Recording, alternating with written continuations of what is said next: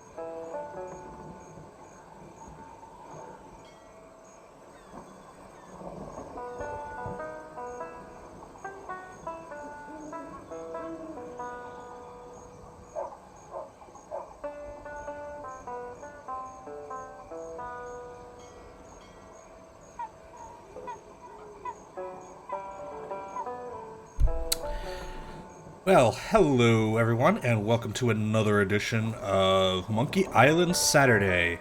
I hope you're having a good July 4th weekend if you're in North America, and if you are not in North America, I hope you're having a good weekend anyways. So today we're going to be tackling the next part of Curse of Monkey Island, which takes place on Blood Island. And this is after last time we defeated the vicious Captain Rottingham at sea and reclaimed our map that let us get here.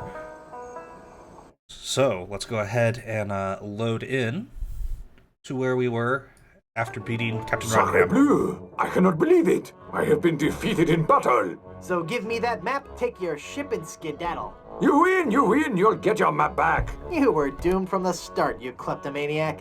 Alright, I give up already. It's no wonder you lost with a sword so unsteady. Merci, I beg you, no more insults, please! Your smell and face remind me of moldy old cheese. Ah! We got the map back. Now we can sail to Blood Island. The bartender, the thieves, his aunt, and her lover.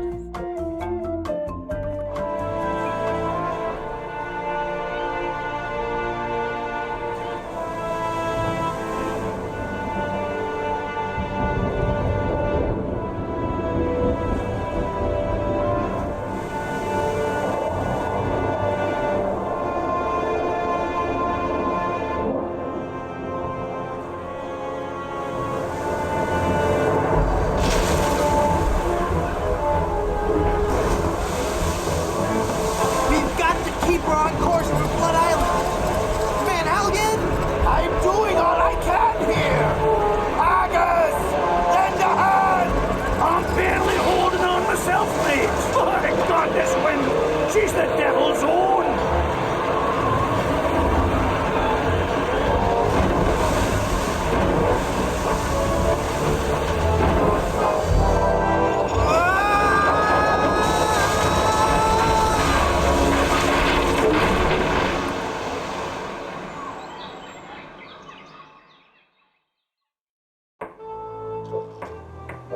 Whew. I guess I blacked out for a second. Where's Elaine? She flew a wee bit into the woods when we crashed. Then let's get going. We'll find her, then scour the island for the uncursed diamond ring that'll transform her back to normal. I don't be thinking we will, lad. What do you mean? I mean, what do you mean, Haggis? This be a mutiny, Captain. We're leaving you. Did I mention that I'm offering my crew a very attractive pension plan? You did. And the stock options, but we're still leaving. But why, Haggis? Why? Well, I admit being your pirate crew's been a real pleasure. A real pleasure. But we've grown restless. We can hear the voice of the siren calling to us, and she says she'd be wanting us to do her hair. You're going back to being barbers? Aye. We'll be sailing back to Plunder Island just as soon as we can fix the ship. Good luck, Captain Driftwood. It were a pleasure to be looting with you. I guess I'm on my own again. Well, that's the second time we've had a crew mutiny on us. Swell. Ooh. Bottle of booze. It's a bottle of Captain Nick's shaving soap with a cork in it. It must have fallen from the barber's supplies when the ship wrecked. Oh, I didn't realize biting would do something. Oh, we got the cork. Let's talk to Haggis and see if we can convince him against his mutiny. It's haggis. Is there anything else we can examine up there? Nope. Haggis? Aye. Mutiny's a big step. Are you sure you won't reconsider? Aye, lad, we're all agreed. We'd rather feel the spray of detangler in our faces than the spray of the ocean. Are you sure you don't want to be pirates again? I wish you would. We'd all rather be cutting hair than cutting throats. Well, except for Bill. Of course. Join me or I'll kill you all. Of course you will, laddie. By the way, have you got any duct tape, laddie? We're reattaching the mainsail. No. That's a shame. I guess we'll have to use nails then. Oof. Are you sure you don't want to be pirates again? Sorry, lad. Oh, shoot. How are the repairs coming? Well, lad, things could be worse. There's plenty of lumber on this island, so we'll be able to repair all the major holes in the hull. We'll also be adding a hardwood dance floor on the Lido deck. Nice. Aye, it's something we've been talking about for a while. You mutineers had best beware. Beware of what? Well, for one thing, I'll put a terrible pirate curse on you. Could you be turning Bill into solid gold, like your girlfriend?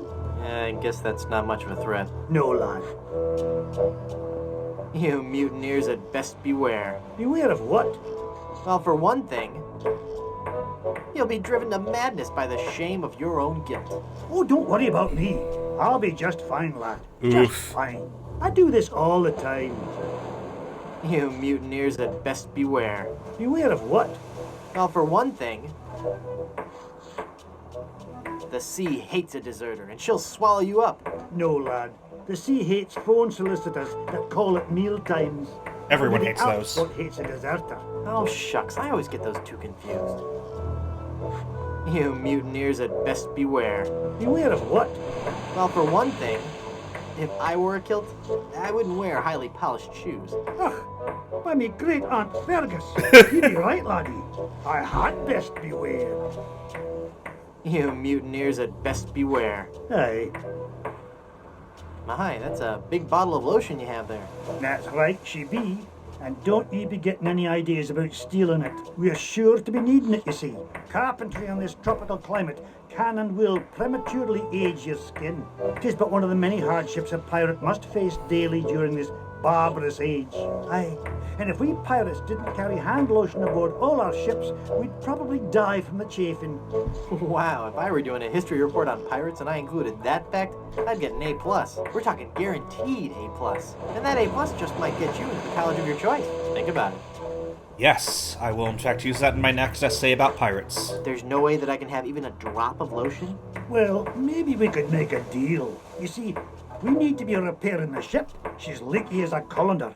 And for some unknown reason, the ship's supplies of tar have been depleted. Oops. How the previous crew could set sail without any tar aboard eludes me. But the fact is, unless we get us some tar or something like it, we're doomed to this island for good. Aye, I'd give you the whole bloomin' bottle of lotion if you could find me something to patch the ship so we can be on our way home. I'll let you get back to work. Okay, not sure what we need the slippery, greasy hand lotion for, but I'm guessing it's something we would normally use WD-40 for. Alright, so here we have the map of Blood Island. Like there's a bunch of areas we can investigate, but let's go, check the coast first. Oh hey, there's the woods. Elaine looks like she's all right. Hang on, honey. I'm going to get you out of this mess.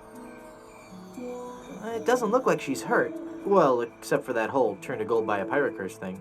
I don't think she can hear me. They sure are bright. Okay, nothing else to do here then. Check the coast.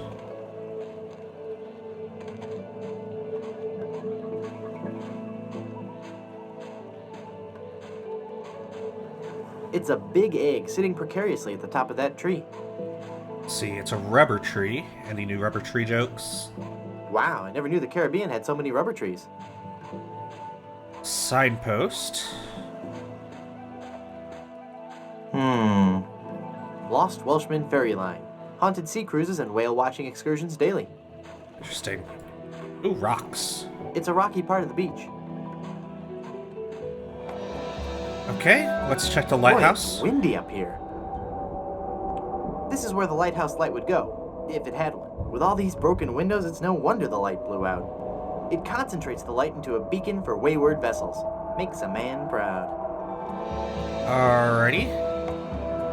And then let's check this manor here.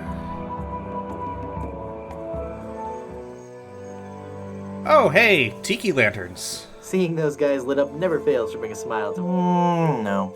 Darn. Actually, with those chairs folded up, this looks more like a hotel or something.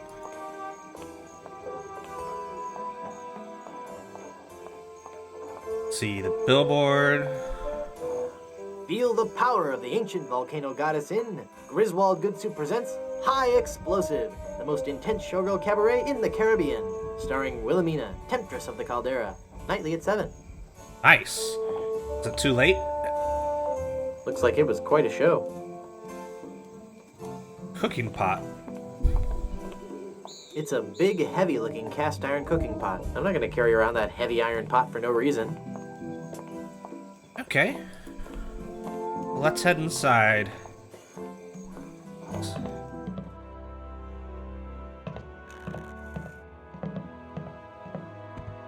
Drink grog. No. There's a chain. Makes it go faster?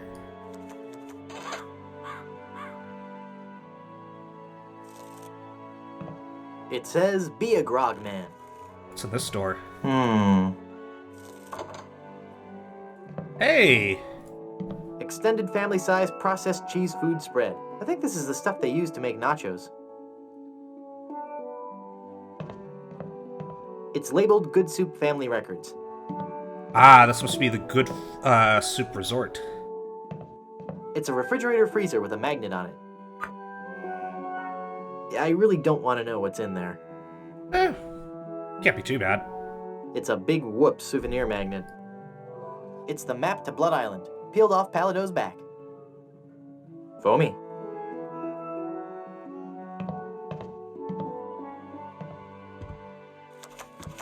That fork is stuck in all that congealed cheese. That fork is stuck in all that congealed cheese. Let me pick it That up. fork is Nope. stuck in all that congealed cheese. I'm sure it's never been cleaned. Plaque. It says Mrs. Zima? Madam Eczema. Zima, Madam Zima, Madam Zima, Madam Zima! Mistress of the ancient arts, of precognition and augury, diva of divination. Cool, you're a fortune teller.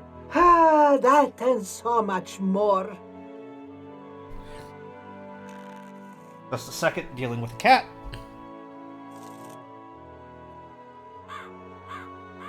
Alright. She's a very atmospheric gypsy fortune teller. No. I feel a dark presence coming over me. Hi there. Ah! I love that laugh, or scream. Please, keep it down. No screaming. Oh, my head. Do you know anything about the lost ring of Blood Island? I sense tremendous sorrow in connection with that ring, and a great part missing.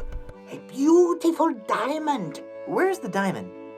I see a dark cave filled with evil men, and a place of death. A dark island in the form of a giant skull. Murray? Tell me my fortune. Tell me my fortune. I do not think you wish to hear. There are things of which a man is better off being ignorant. Oh, but I'm already ignorant of so many things. I want to know my future. No, you are not meant to know. I bet you just can't do it. That's the problem. You can't do it, and you're afraid everyone will find out you're just a phony. You know, I could put a curse on you that would make every morsel of food you eat become a ravenous cockroach inside your intestines, giving you the most excruciating death imaginable. So, are you gonna tell me my fortune or not? I'm not kidding. Okay. What's in the cards for me? Fame? Fortune? Romance? Very well. We will consult the cards. The process of reading the tarot is a very complex one. Each draw of the cards foretells an upcoming event in your life. When assembled, they will tell the story of your future. A future filled with twists and... Ah! Good Lord, woman, stop that screaming. What is it? Is that a good? It is death. Well, in the tarot, death just means change, right? I mean, it's nothing to get worried about, right? Sure, whatever you say. Now please go. That can't be right. We have to keep going with this. There must be some mistake. Read my tarot cards again. There is no mistaking your fate, Guybrush. The cards do not lie. But if you insist, once again, it is death. 2 death cards. Let's keep on going. I'm feeling lucky. I'm feeling luckier. Give me another tarot reading. Luck is not involved here, Guybrush. It is your destiny. Whatever. Let's see what the cards say this time. The card says death. Are you sure you're not dealing from the bottom of the deck? Remember that curse I told you about? Okay. 3 death cards. That's very disturbing. Are there even that many in a tarot deck? Hit me. Death? How many of those cards do you have anyway? 4 death cards? How about giving me one more tarot reading? This is evil work, Guybrush. The fates have conspired against you, and no man can interfere. Your path has been determined. Okay, I get your point. I really do. Just one more time for Guybrush. Let me guess. Death? Leave this place. Huh? You are putting us all in grave danger. Your very presence will bring us nothing but sickness, tragedy, and death. Oh yeah? Well... Demon! Demon! Well, might as well take him with me. Look! A 3-headed monkey! Ah! Then the prophecies were true. Where? I don't see anything. He must have run away. This is a very bad omen. Will she say anything else to me now? Madam Zima, Be gone. You will bring death to all who surround you. No good can come of this. Welp. Alrighty. Well, that's a shame. Ooh, cushion. The cushion is starting to come off this bar stool. Maybe we can use that later. Spittoon. Ew, gross.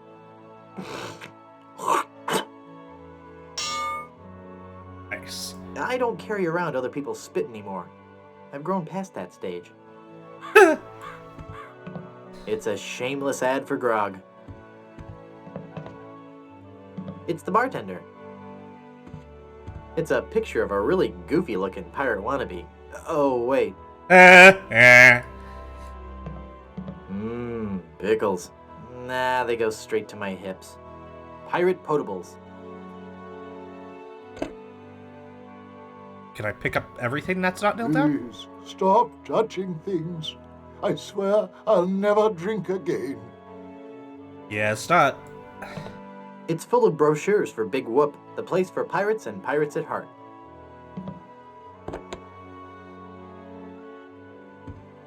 It's full of brochures for Big Place for Pirates. Let's take a look at those brochures. It says, visit Big Whoop for an eternity of pain and torment. I mean fun and laughter. If you're a pirate with a sturdy skeletal structure and a high threshold for pain, but high threshold for pain is crossed out and replaced with craving for adventure, then Big Whoop is the place for you. Visit Big Whoop. Do it right now. There's no pictures or maps or anything. It just says that it's an awful lot of fun. Honest. Yeah, we've been there before. It's a Big Whoop souvenir magnet. Not fun. Hi, I'm Guybrush Threepwood and I'm... Stop yelling. I wasn't yelling, I was just... Ah, I've got a terrible hangover. Find something to clear my head and I can talk to you. And keep it down. Something to clear his head. Well, we did just pick up that recipe book. Rum Rogers Rum Surprise. 1 barrel rum, 2 flasks rum warmed, 1 jigger rum, 3 shots rum, 1 teaspoon vermouth, and some cilantro. Combine all the ingredients, season with rum to taste. If vermouth is not available, substitute with rum. And Rum Rogers was the pirate, one of the 4 pirates who had pieces of the Dinky Island map, and that we obtained last game. Yellowbeard's Baby. 1 jigger vodka, 1 jigger rum, juice of 3 lemons, 5 milliliters phenylalanine, and cilantro. Why does it have cilantro? Also, I'm looking up what the heck phenylalanine is. I'm guessing it's something you don't actually want to mix with alcohol. Phenylalanine?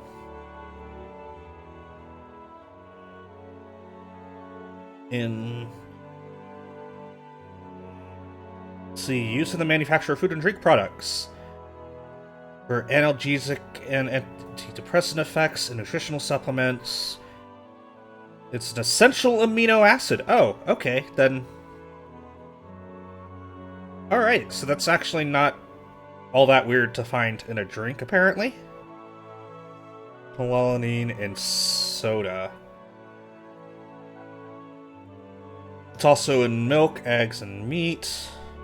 Also added to many medication, diet foods, and diet sodas. Though apparently too much of it can possibly cause issues with some people with other conditions. Interesting. Shake well with ice.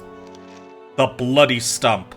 3 cups rum, 2 tablespoons sodium pentothal, 1 jigger gin, 1 jigger vermouth, 3 cups tomato sauce, cilantro. Blend all ingredients in lead container. Serve warm with the half of 1 raw potato as garnish. Why do these all have cilantro? The Blue Whale. 1 jigger gin, whiskey, vodka, grenadine paste. Ugh. Green dye 2, yellow dye 5. Add soda, mix with hook. Ugh. Phlegm and tonic. Combine 1 part Yellowbeard's Baby and 1 part Blue Whale. Mix until mucus green in color and add cilantro. So that was one of the solutions in last game as well to let us win a spitting contest. Make a green drink that made our spit thick. The Bloated Tick. 1 cup tequila, 2 tablespoons maple syrup, 1 pound sugar, juice of 1 salmon boned. Do you mean blood? 5 tablespoons cherry powder, 2 beets, and cilantro. Drink tequila, combine and discard remaining ingredients. Swamp Zombie, mud, whiskey, iron filings, bat, egg whites, dash of mocha, 9 milligrams penicillin, dash of snot, and cilantro. Someone had a, I guess, what's the word I'm looking for? Grudge against cilantro in cocktails? So let's see. A pirate's first hangover cure. Clears foggy heads. We need 1 egg, a pepper, hair of the dog that bit ya, which is just a reference to hair of the dog, which is, you know, drinking alcohol when you're hungover to try and get rid of the hangover, which doesn't really work. Alcohol-sensitive patients. Consult a physician before using. Do not mix with alcohol before operating rudders or other heavy machinery. Causes extreme drowsiness. Okay. Appendix B, cirrhosis, know the signs by Captain William W. Dizziness, nausea, general unpleasant feeling, and death. If symptoms persist, treat with alcohol. Do not treat your cirrhosis with more alcohol. That's your liver dying. Blondebeard's top secret biscuit recipe. 2 cups flour, 2 eggs, 1 tablespoon yeast, or teaspoon yeast, cilantro, add that's why there's maggots. Courtesy of the editor's friend's aunt, who has charged 500 pieces of aid for a complimentary copy of the recipe, and has distributed it for free in retaliation. This page intentionally left blank. Well, that was fun. So we need an egg, a pepper, and some dog hair. Or baby alcohol is what it meant. Alright. Let's see if there's anything upstairs.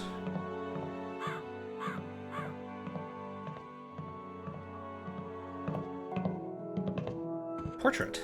It's the Duchess Cream of Good Soup. Of the Noodle Good Soups. The Noodle Good Soups, of course. Very It's fine Count stock. Gazpacho Good Soup, the cold-hearted canning magnet. It's going to make the very good stock joke at some point. I just know it. It's a door with a porthole in it, for that nautical accent. See anything inside? Old portraits. It's a bunch of old portraits of the Van Salad family, and I thought the Good Soups were a homely bunch. Van Salads. I guess there was a grudge? I can't pull it in. It's a big nail. What happens if I look through the porthole? I can see the hallway. Neat. Examine that portrait. Baron C. Lambert Chowder Good Soup, pioneer of crouton technology. He looks a lot like the guy at the bar. Neat. It's nailed to the wall. Minerva Stronheim Good Soup, Baroness of Borscht. Heh. Peter and Victoria Soie Good Soup, Marquis and Marquess of Consommé. Peter and Victoria Soie Good Soup, Marquis and Marquess of Consommé. Window? It looks out onto the cemetery. Comfy. It's one of the guest rooms. It's locked. Okay. So the hangover cure is one of the first major puzzles here on Blood Island. It is required to solve in order to continue on to most of it. Oh, there's one more thing I forgot to grab. Let me grab it. Leave that alone, and someone kill that man with the jackhammer. Ugh, someone really needs a hangover cure, or, just to go back to bed, because there's no one here, apparently. Like, no one knew how to get to this island from plunder, at least. But then again, it's a resort island, so you just need to know the shipping channels near here to pirate them. Let's see. Blood Island Municipal Housing for the Deceased. It's locked. Your company name here. Oof. Unfortunately, that was later LucasArts until it was revived by Disney as a holding. The Good Soup Family Crypt. Good Soup Family Crypt. Miller the Sot. Here lies old Miller. He's far past his prime. He drank some weed killer. With a half twist of lime. I like how they keep up the rhyming of the epitaphs on tombstones from the last game. I wonder if that continues through all of them, though I'm not sure if there's any others that have tombstones or cemeteries beyond this one. It's a bunch of old rusted grave digging tools. Those are too far gone to ever be useful. It's a scrap metal recycling bin. It's a Blackbeard's Deckmaker workbench. I always wanted one, but nah. Window? I hope the owner of this shack doesn't sleep in that. Crack between doors. I can't see anyone in there right now. It's locked tight. Can I talk to it? I can't see anyone in there right now. Carved tombstone. It's beginning to spell a word. What could it be? R Roast? Riboflavin? I P. It's a big wooden mallet. It's like that. It's the gravedigger's chisel. It's like that as well. It says Old Blind Pew. Aww. It's a smelly old dog.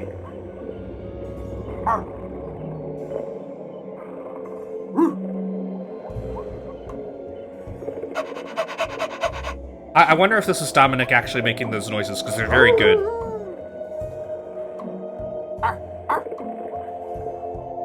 It's just not very social, I guess. Well, let's grab some of his hair while we can. Did we, Ah, there we go. Smelly dog hair. Okay, fella, this won't hurt a bit. Hey, I guess it didn't hurt a bit. He must be shedding. Let's see, doghouse. That's a very disturbing How doghouse. morbid.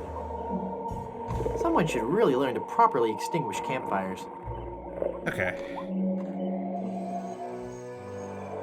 Explored that area. Now let's go to the windmill, see what's here. Oh, hey, peppers. Just what we needed.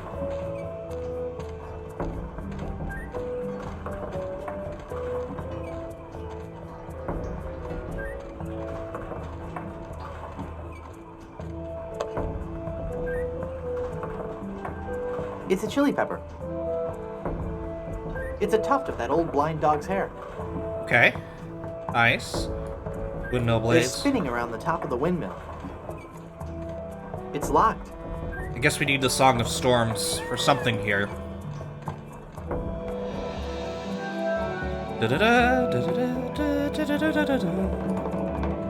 Strange lights. What's here? This village is deserted. How curious. This feels familiar. It's a large cube of tofu. I love that animation. It's a table covered with different fruits and vegetables. I haven't gotten a use for this fruit. Very classy. No. Chafing dishes. It looks like kidney pie. Nice. It's an auger. It's decorative yet functional. Take that measuring cup. Ornamental skulls. It looks like a ship's skipper, first mate, a professor, and the rest. Yep, so that's a Gilligan's Island reference there. So everyone who made this game was old enough to have watched that as a kid.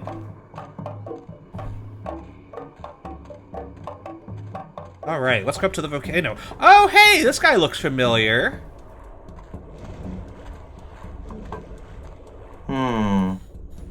No.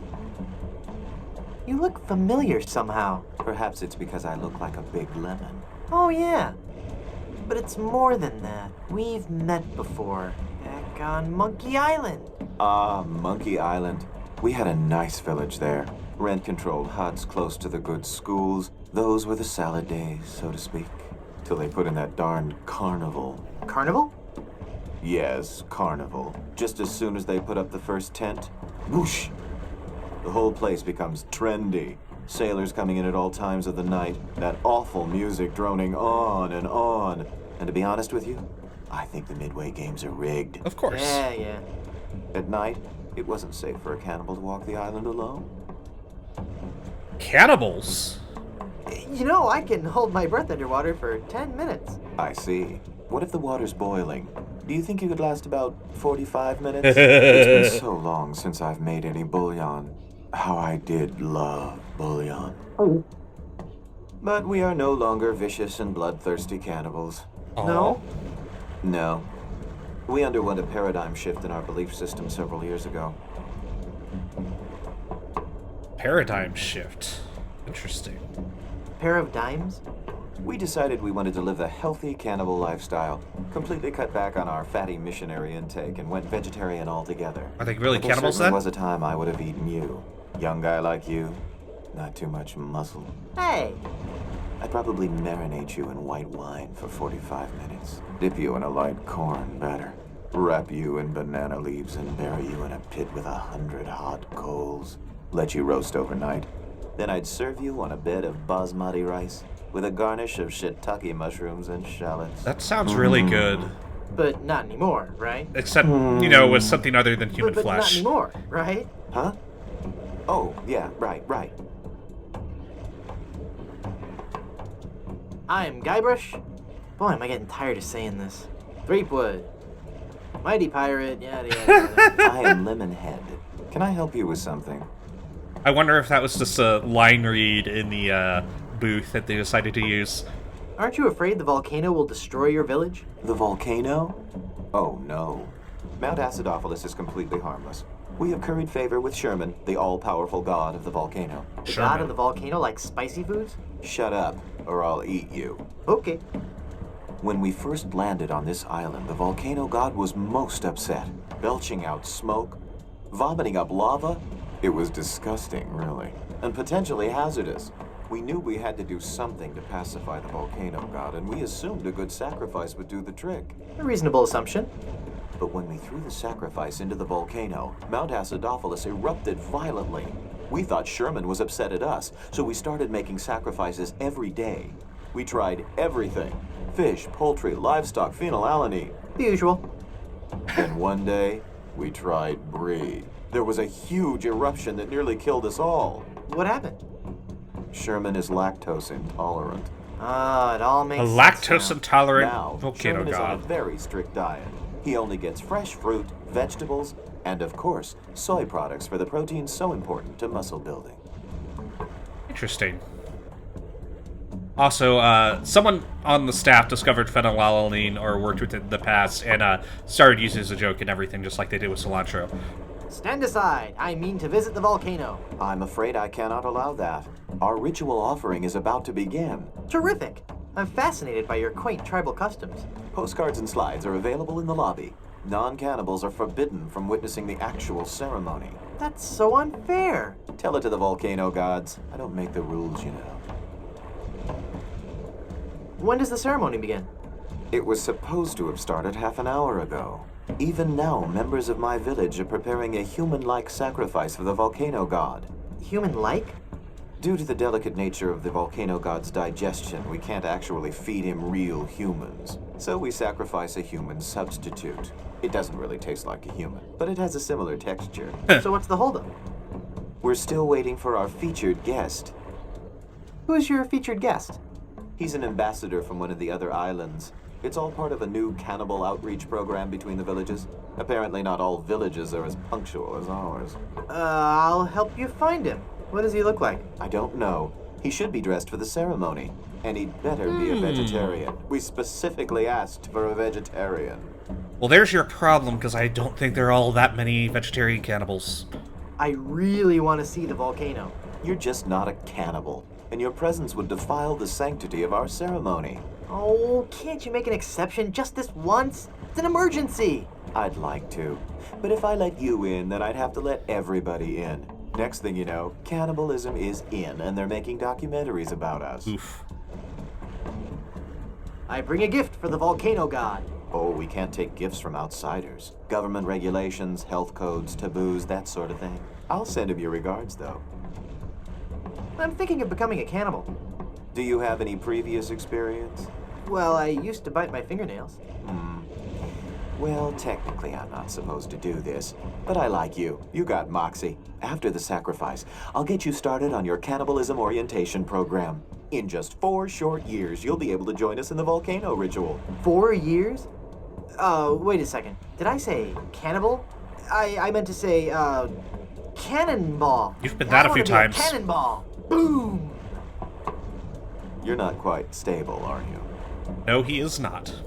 Nice village you have. Thanks. It's not much, but we call it home. We've been doing our best to capture the classic charm of a headhunter village, while at the same time incorporating all the modern conveniences brought to us by the European explorers. You may have noticed our first state-of-the-art bloodletting clinic, which has been cleverly designed to look like a traditional shaman's hut. How quaint. Yes, we think so. Do you live in fear of the fruit fly menace? Not since I switched to a malathion-based cologne. Very alluring. Malathion? Looking that up now.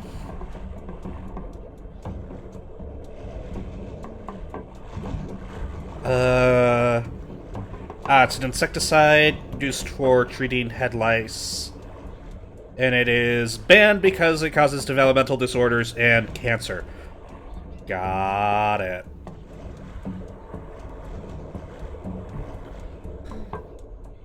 Do they hassle you when you go through customs? You have no idea. Nice village you have. Thanks. I'll, see you around.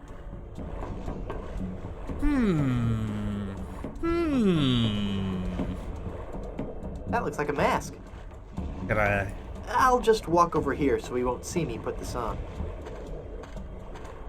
Well, now we're a vegetarian cannibal. Not that...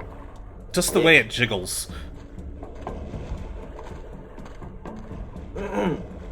Finally, you're here.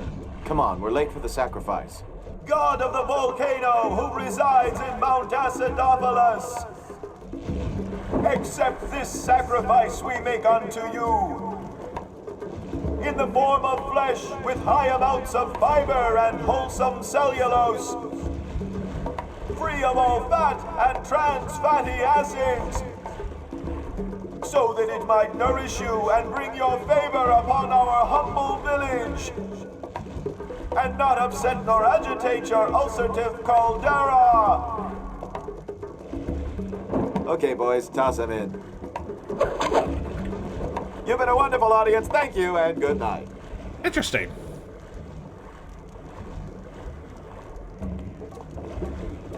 It's the leader of the cannibals.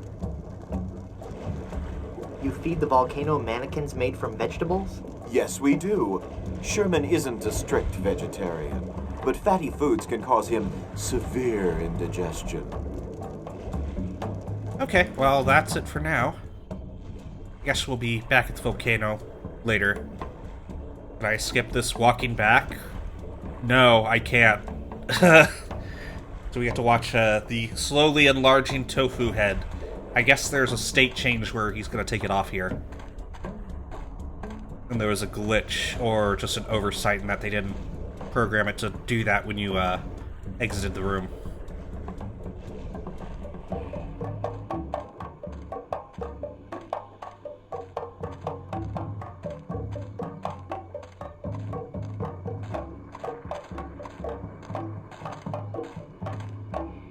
Okay.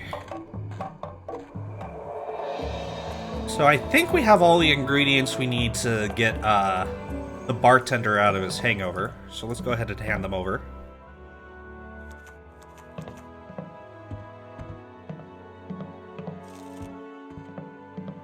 Here's a wild pepper for your hangover remedy. Thanks. Alright, and now we will give him... Oh, I guess we still need to grab the egg. Okay. Oh, let's give him the hair Here's at some least. hair of the dog. Did he bite you? Well, not really, no. Ooh, then it doesn't do me much good, does it?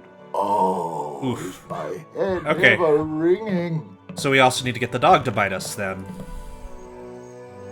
Okay. There was an egg on that tree at the beach.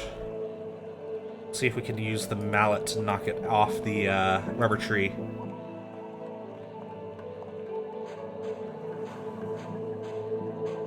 The egg would break when it hit the ground. Oh, well, good thing we have this cushion that we can use with the rocks.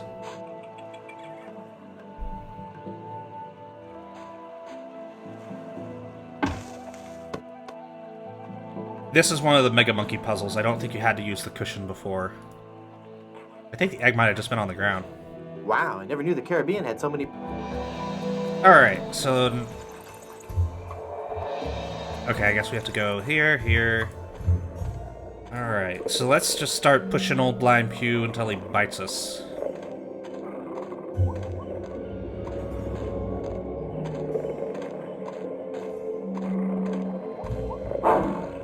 Nope. Well, old dogs often have trouble telling the difference between where your hand begins and the treat is. I don't think he'd like that. Doesn't like tofu, huh? Well, I've got a biscuit. Maybe dog biscuit?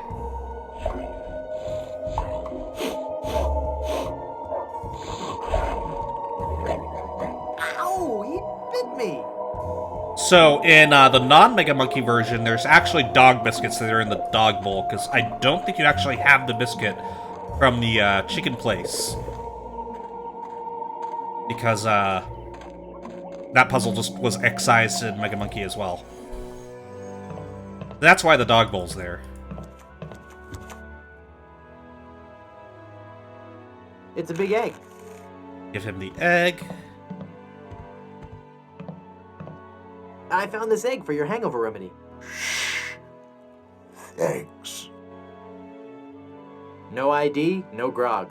Just one more example of how the man keeps us down. It's a picture of the galley of gravy. Oh, it's a gravy boat.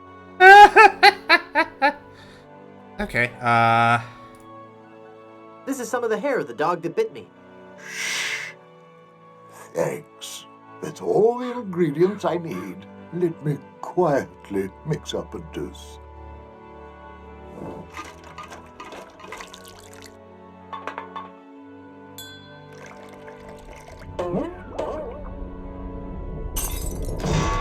Ah, much better. Here, you can take the rest. nice. I don't believe we've met. Who are you? I am Griswold, last of the good soups and proprietor of this hotel. You may have heard of us and our soup restaurant resort empire that stretches across the Caribbean.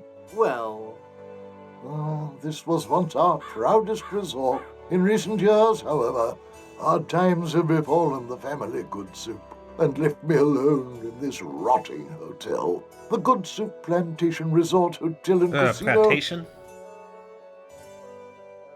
what do you know about the lost ring of Blood Island? Oh, that's a very sad chapter in my family's history. My great-aunt Minnie Stroney Good Soup was a well-to-do member of Blood And a Island Stroney. society. Her one weakness was her romantic nature. She had a thing for pirates, one in particular. He came into port, she fell instantly in love, and they were engaged within the week. Then, on the eve of their wedding, he stole the fantastic Good Soup diamond from her ring and sold it to smugglers on Skull Island. She wore the empty engagement band on her finger until the day she died, which was not long after. Some say she still haunts the Good Soup family tomb. It is a sad story, is it not? So we need to get into that too. Oh, I'm sorry, I wasn't listening. Could you repeat that? Get lost, Chowderhead. That was cruel there, Guybrush. Hypothetically, how would one get into your aunt's tomb? I suppose you would have to die. Oh, crud. Tell me that whole ring story again? My dead great-aunt's fiancé stole the diamond and sold it to smugglers on Skull Island.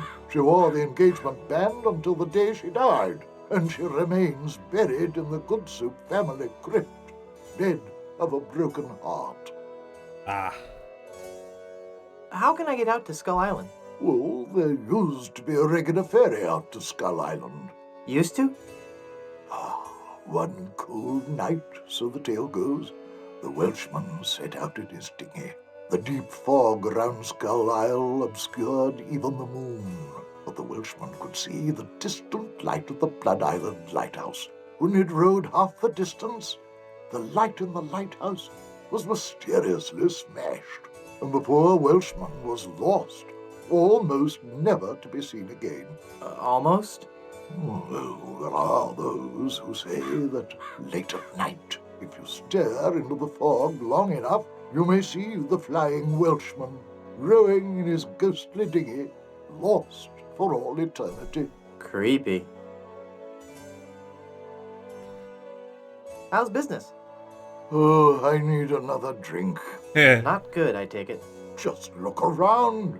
No guests, no food, no entertainment. Not even the cannibals will come here. My only regular is a spooky old fortune teller who gives everyone the creeps. No offense, Madam Zima. A pax on your firstborn. Yes, right. Maybe if you tried a more aggressive marketing scheme. I've tried everything. Pamphlets, stickers, extensive print campaigns. I even tried passing out vials of my own blood imprinted with the slogan, "My parents went to Blood Island," and all I got was this lousy plasma sample. That's just gross. Well, with the benefit of hindsight, I suppose it is. Well, maybe if you booked some more entertainers. I booked a juggling act here a while back, but that didn't work. Oh, out. Slappy Cromwell. Rather a moody guy. Kept talking about suffering for his art and all that. The guests hated him. They actually cheered when he burst into flames during his firewalking act. Maybe if you focused on Blood Island's rich history. What history? The island has a windmill and a lighthouse. There's not a whole lot to see. Maybe you should get out of the hotel business. Good soups have always been in hotel management. I've got to do my part to keep the dream alive, booking rooms and mixing drinks. That's stirring. Excuse me, stirring drinks? No, I meant... Never mind. What happened to all the guests? After the place started to run down, they all checked out. All except for one, the guest that never left. Is this gonna be scary? Because I warn you. Every night we heard strange noises coming from his room. Frightful crashing sounds that shook the entire hotel, each followed by the most horrible screaming and cursing. Then, one night, the sounds just stopped, but were replaced with a terrifying wailing and moaning. I had the room sealed and vowed never to enter that hateful place again. Oof. Would you let me into the guest room upstairs? No, it is locked for a reason. Let no man disturb the dark spirits who occupy that room. Why don't you try to liven the place up a little? Well, that's quite a story. Years ago, this hotel was one of the hottest destinations in the Caribbean. People came from around the globe to see our world-famous dinner show. You may have noticed the oddly shaped barbecue out on the patio. Well, no, but... Well, that barbecue was the centerpiece of our nightly entertainment. Isn't a barbecue the central attraction of most sophisticated nightlife activities? Maybe, but no one else had a barbecue like this one. Every night the guests would gather round on the patio, and at precisely 6 o'clock... You'd light up a senses-shattering fireworks extravaganza? No. Do you want to hear the story or not? I'm sorry, I'm fascinated. Please, go on. Well, every night at precisely 6 o'clock, the volcano would erupt, and the lava would flow down the side of the mountain and into the special trough that runs beneath the barbecue.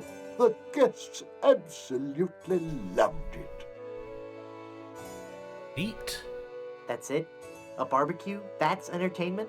Well, I used to entertain in the bar. You had a lounge act? Yes, I played the piano, and we had keno. One day, the volcano just inexplicably stopped erupting. Without our main attraction, the resort just lost its appeal. I guess we We've can blame the gone cannibals for that. downhill ever since, and the volcano hasn't erupted to this day. Tragic. That's a shame. Sorry I brought it up. Let's see. Did that one, did that one, did that one, did that one.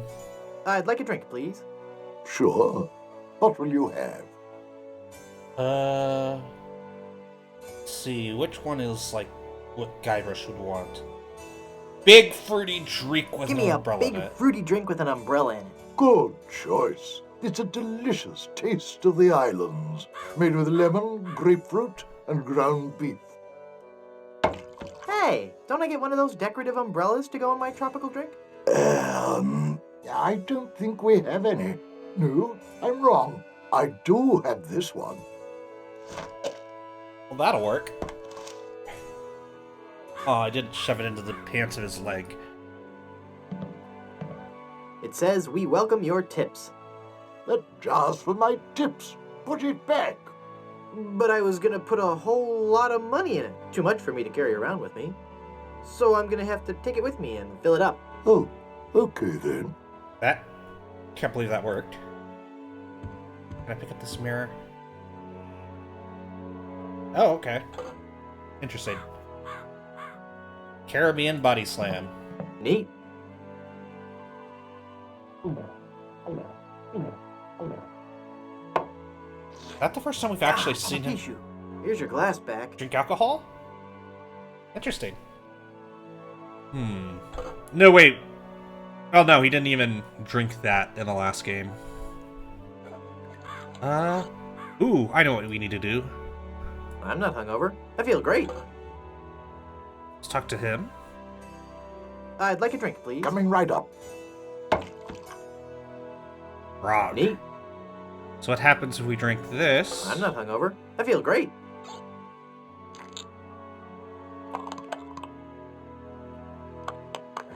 Oh, I can't even use the, Darn child-proof caps? I can't open it. I think it just popped open originally, but... That opened it. Yeah. I'm not hungover. I feel great. Well, let's mix it with some grog. That can't... makes the drink so much more appealing. It looks dangerous. Drink It it. just occurred to me that mixing medicine and alcohol is a really stupid and possibly lethal thing to do. If I were a real person instead of a lovably inept cartoon character with the potential for a few more sequels, I wouldn't even consider it. Skull! Yep, don't mix your medicine with your drinks. That's odd. It's supposed to cause drowsiness. I don't feel the least bit drowsy. In fact, Some nice palette rotation tricks going on here. I feel,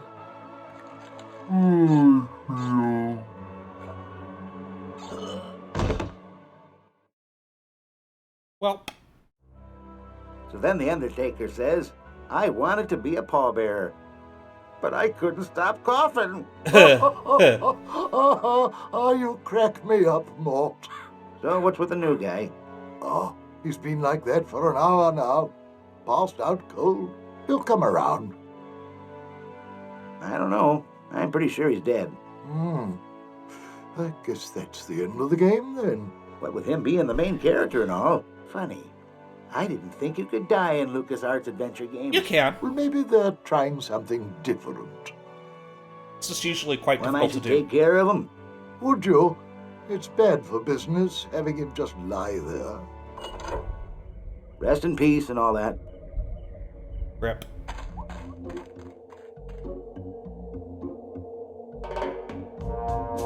Oh, 0! I'm not really dead.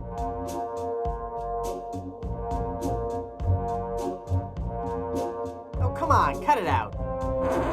What's weird is the LLC drops when it scrolls back down, which was always a weird mistake with that, I always thought. It sure is dark. It won't open. I'm trapped. Well, can I use a mallet I on can't it? use the mallet with that. Chisel? Ah, that's why it was required to use the chisel to open up the head begon. So you'd have it for this. Yikes. Where's that telltale pounding coming from? It's coming from within one of these coffins. From the dead. The dead that surround me. They must know my horrible secret. They'll never let me rest until I've paid for the wrongs I've committed against. Wait a second. I don't have a horrible secret. Wasn't your horrible secret that LeChuck was your brother in the last game? Let's see, can I pick up the coffin nails? We'll need these for later. Ooh, spooky.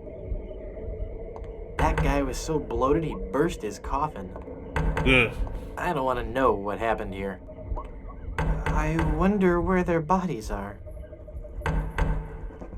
Skull. Creepy skull. Creepy skull. Creepy skull. Creepy skull. Anything different from any of Creepy these? skull. Creepy I could skull. have sworn you said something about Murray on one of them, but I guess not. I wonder where the spider that spun that web is.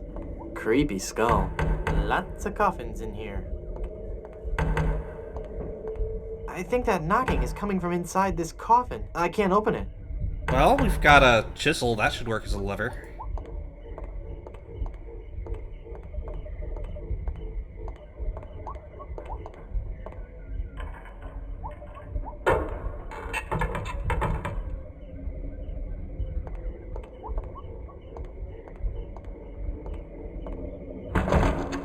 Hey! I'm glad to be finally out of that thing, even though it was a spacious, comfortable model with plenty of leg and headroom.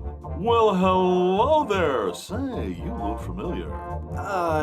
Yes, well, Of course! Guybrush Threepwood. You're the one who locked me in there in the first place. well, you see, I've been meaning to... No, I won't hear of it. That was the best time of my life. Gave me plenty of time to think, you know? To think about the things that really matter. I don't know if you've considered this, son, but live burials are not an altogether uncommon experience here in the Caribbean. I wasn't aware of that. Not to mention pirate raids and deadly sea battles, huge man-eating reptiles, dangerous quicksand pits, trigger-happy duelists, and of course, those pesky undead. Have you ever thought of what would happen to your loved ones should this gruesome fate befall you? No, but... Well, of course, you have plenty of time to think about it. Or do you? I'm one of the lucky ones. I've been dead. It's given me a whole new perspective on life. A life that I'm going to devote to making sure people's life insurance needs are met. Here, take one of my business cards I've had made up. How did... If you've been locked in that coffin, how are you able to have business cards made? Now's not the time to worry about the technicalities, son. Now's the time to ask yourself, are you covered? Run along now and let me set up my office. We're trapped in here. The door's locked. Nonsense! This is one of Stan's cozy crypts, all equipped with a patented secure lock release mechanism. Just jiggle the handle there. Because in the last game, he was a tomb purveyor. Alrighty, I'm gonna take a quick break. I'll be back in a moment.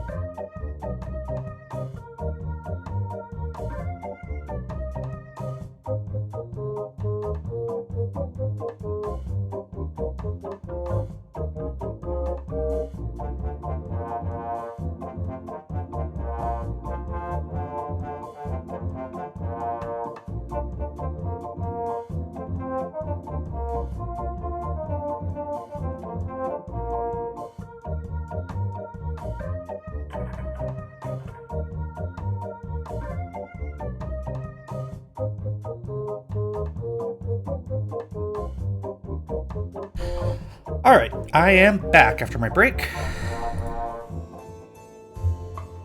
Alright, so we're gonna let Stan set up for a bit.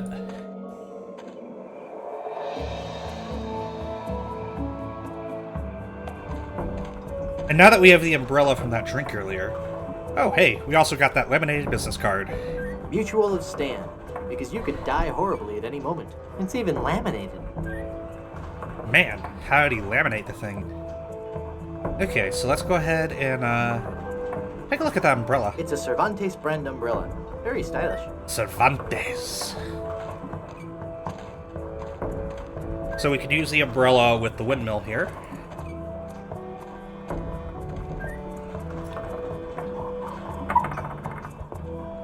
And Mary Poppins our way out. It's full of fermenting sugar. Used for making rum. So let's go ahead and use them to I need jar. to use the jar with something else. Barrel. It's full of sugar water now. So now we can head down and just go through the door instead.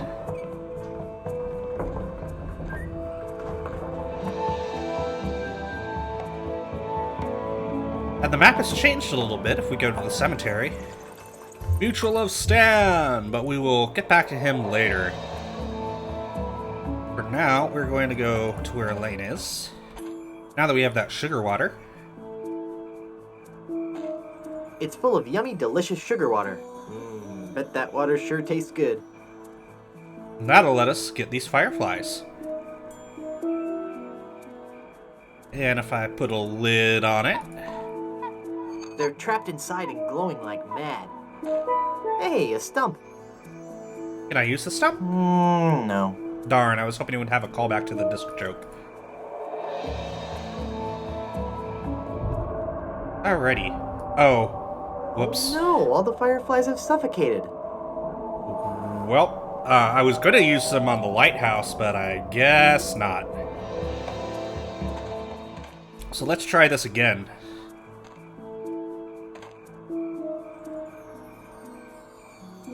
This time, before we put the lid on... There, I poked holes in it. There we go. They're trapped inside and glowing like mad. Alrighty. Now with that, we can go back to the lighthouse. I can't remember if that particular solution was needed in the Mega Monkey difficulty, but I think it was. Perfect! The mirror, I don't think was. So with the lantern and the mirror... The lighthouse is working now. We now have a working lighthouse. If we head back to the beach... Oh, and the music's changed a bit now.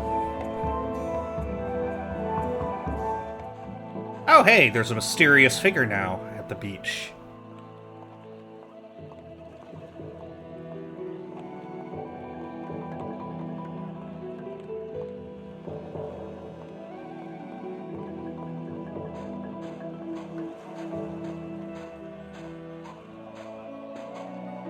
Intimidating. No. Oh, he's got a sandwich. I am the lost Welshman. Ooh.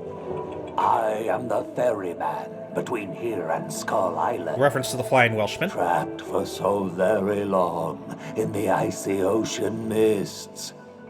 Oh, how I hate that blasted mist. Really?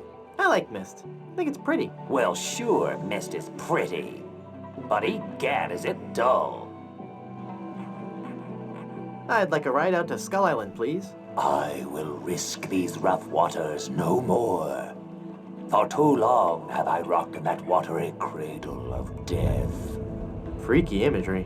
Whatever. Anyway, I'm not going out there again until I'm sure I can make it there safely. I need a compass. How will being able to draw perfect circles get you out to Skull Island? Wrong type of compass. That kind of compass. The directional kind. If you find me one, I'll take you to Skull Island. Okay, then. Well, I think we've got most of the ingredients for a compass here. In fact, first we need some liquid. I think there was a way to fail that one with the fireflies by filling it with seawater. And I think you can also use the sugar water for this step as well. Let's see, check the I encyclopedia. can only make out page 243. A compass is a magnetized bit of metal floating in a solution. Yep. So, we got that item from being in the snake, and it was there just in case you didn't know about that. Okay. It's a cork with a pin stuck in it. So then if we use the pin with the refrigerator Cool, a magnet, cork with a magnetic pin stuck in it. The mind boggles at the possibilities.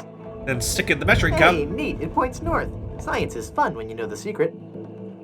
Yay for a compass. Now I give that to the Flying Welshman. Here, take this compass.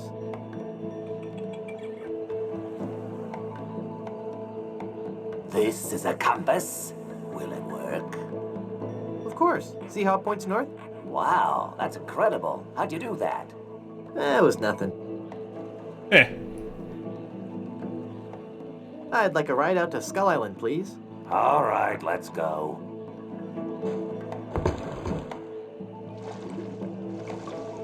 To Skull Island we shall go to get the diamond back.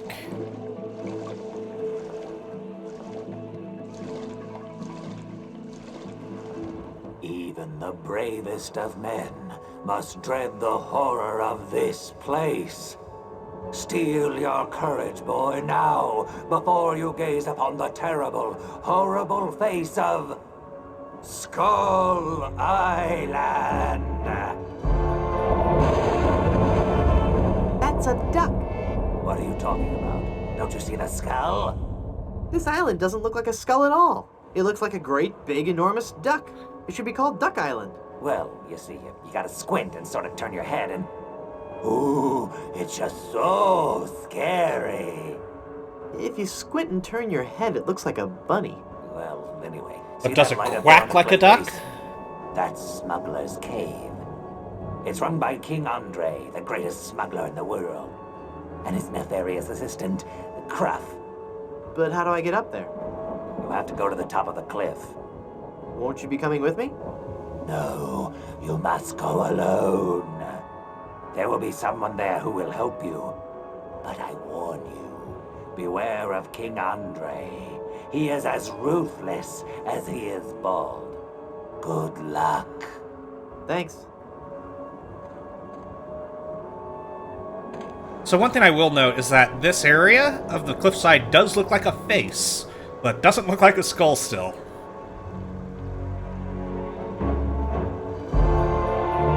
Also, you get this whenever you look back up at it.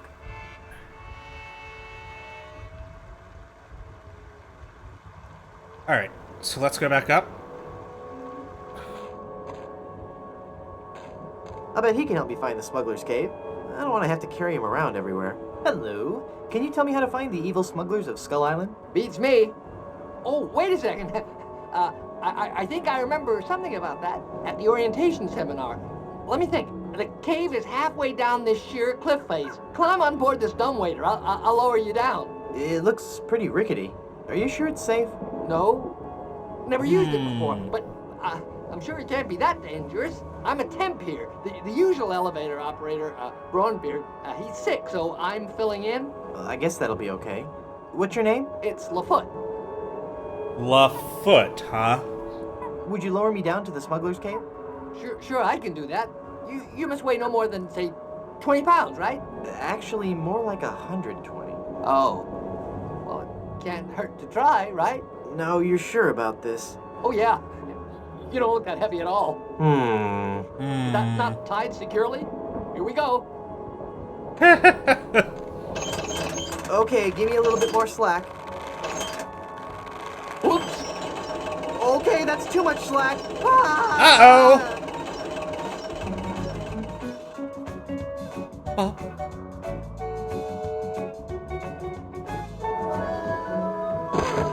So the music that was playing while we were falling is the same music from LeChuck's Revenge when we were going down underwater looking for the figurehead of the Mad Monkey. So we're going to do this a couple more times just to hear all of Guybrush's reactions to the little guy. There's a cave down there in the cliff face. It's a hand-cranked elevator. A fat Lafoot. It's Lafoot. Yes? let's try that lowering me down the cliff thing again. All right. I think I'm getting better at this. Please be careful this time. No problem. Here we go. So I will say the game forces you to have I got it. I got the it. solution to this particular puzzle before you get to Skull Got Island. it.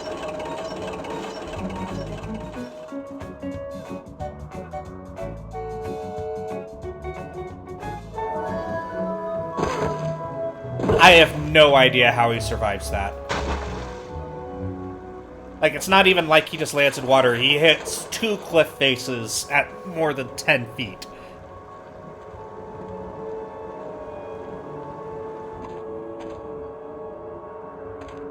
It's Lafoot. Yes? Do you think you'll be able to lower me down this time? All right. I think I'm getting better at this. Here we go.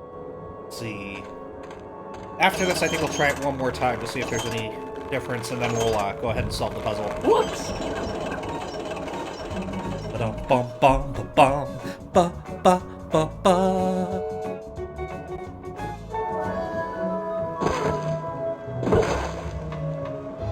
I remember the window being a bit longer than this, but that could just be a bad memory. Can we look at that waterfall? Nope. Yes? Just try lowering me one more time. All right. I think I'm getting better at this. Here we go. I also wonder if there is a, Whoops! if it'll just solve it for you at some point.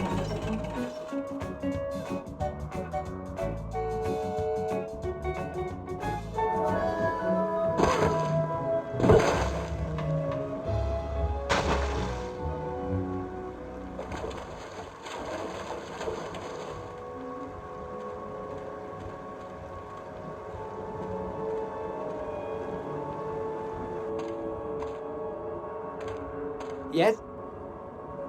Okay, Just try so I think lowering that's me one more time. All right. everything he'll say. I think I'm getting better at this. Here we go.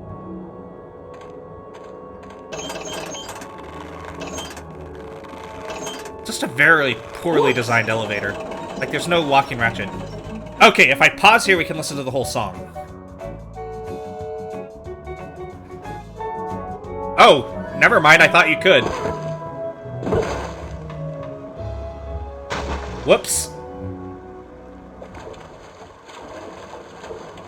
Because there's about, like, 2 or 3 more measures that just doesn't go through, I guess. Or maybe they only show up in, like, the end credits or something. Yes? Just try lowering me one more time. All right. Here we go. Okay. So, the solution is just to use the umbrella and Mary Poppins your way down. Whoops! Just like we did in order to get up to the windmill.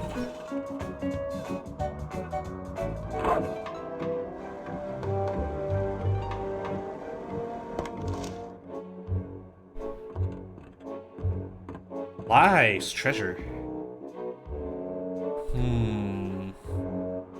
Good afternoon. I'm the new Skull Island Diamond Inspector. I'm going to have to see every diamond you've got. Every last one. Come on, people. Chop, chop. I don't have all day. I do not like this man. Kill him. Darn. Let me try that again. Hmm. Stand aside or I'll strike you down. I'll strike you down with how polite and reasonable I can be. We seem to have an unwanted visitor, Gruff. Deal with him. Darn. Let me try that again. So, where's this huge diamond you guys are supposed to have? Have at him, Gruff. Darn. Let me try that again. Hi there, neighbor. Got any diamonds? Wouldn't you know, but I'm fresh out. Go away. Darn. Let me try that again. Oops, I must have the wrong cave. Later. Ah, so now we can examine everything in here, which is kind of hard to do normally.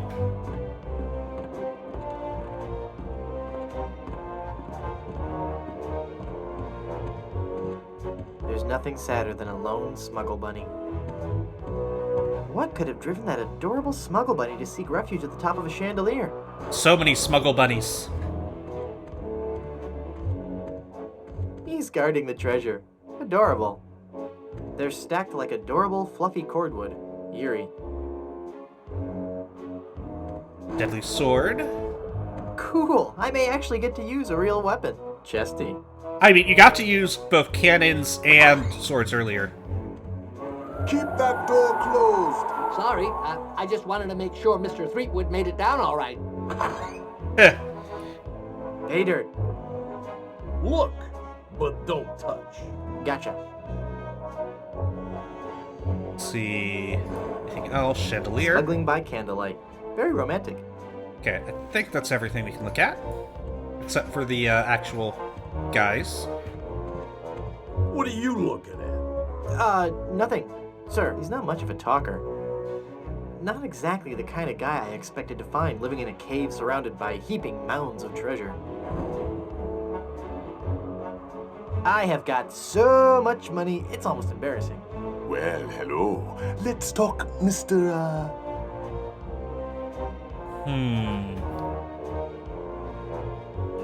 Loogie, Captain Loogie, which is the name we got in the last game.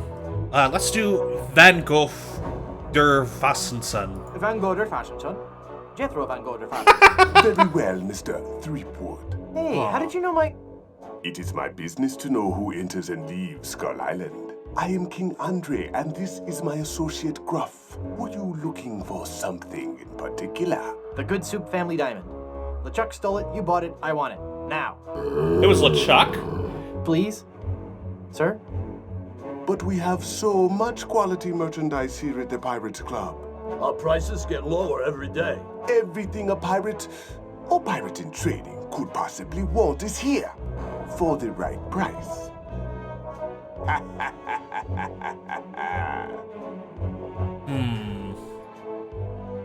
I don't get it.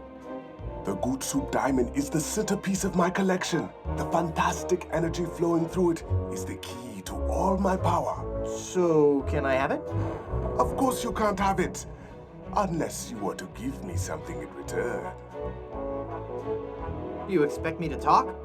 No, Mr. Threepwood. I expect you to buy. Nice Bond reference. Your evil plan will never work, Andre. But it is flawless. A carefully placed series of charges laid throughout Blood Island, all controlled by a network of satellites in geosynchronous orbit. What? And only one man has access to the master switch. Boss. I am that man, Threepwood, and... Boss? Yes, Mr. Gruff. Ixnay on the evil land play? Ah, yes, of course. Aww. You're a madman. Am I mad? Am I? Is it madness to sit in a cave at the top of a deserted island, accumulating vast amounts of gold and jewels and stuffed animals, stockpiling plunder from across the Caribbean and passing the savings on to you? Is that madness or genius? Good point. I take it back. I'm not crazy. My prices are. Good salesman. That diamond belongs in a museum. So do post-impressionist paintings, Mr. Threepwood. So do post-impressionist paintings. What the heck is that supposed to mean? One day, you will understand. Maybe we could make a deal. As you wish. You are a formidable opponent, Mr. Threepwood, but it looks as if our game of cat and mouse must cease. It is a perfect diamond, one of the largest I've ever seen. I'll take it. And so it comes with a very large price. Enough with the hard sell. How much? It will cost you an awful lot of money. Do you have that much? No. How much you got?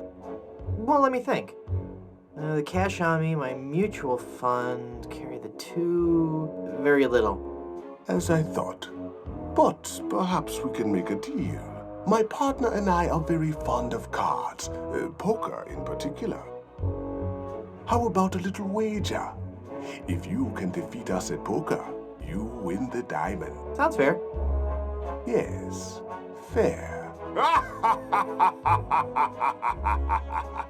Could you stop laughing like that? It's very unnerving.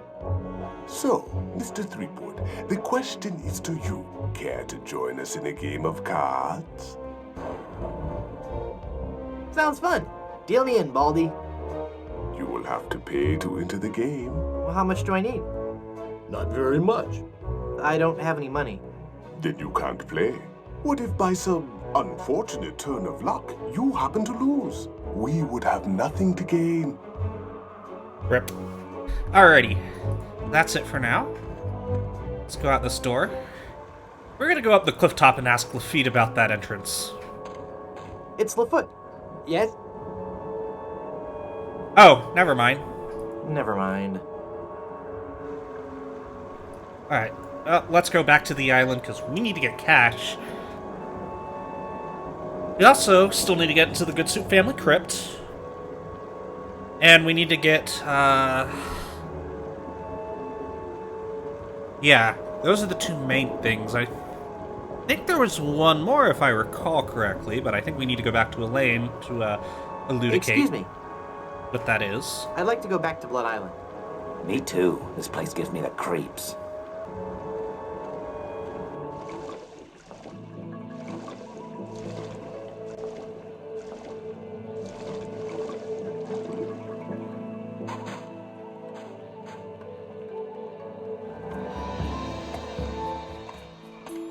So, since we can actually interact with Elaine here, we can try to get the diamond ring off. That ring is really stuck on her finger. But we do not have the proper implements to do so yet.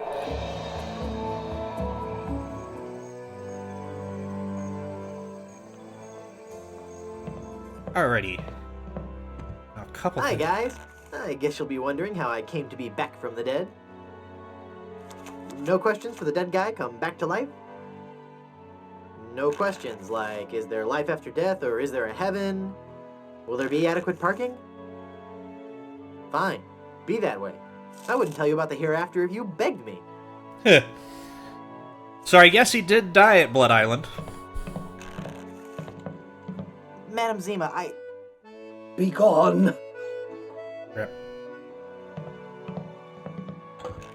So, in order to get into the Good Soup family crypt, we have to get Mr. Good Soup to think we are a member of the Good Soup family. To do that, we're going to need a couple things. So we can use the Slaminated Business card with the door. I guess I'm better at this pirating thing than I thought. It worked. To kind of slip through the lock.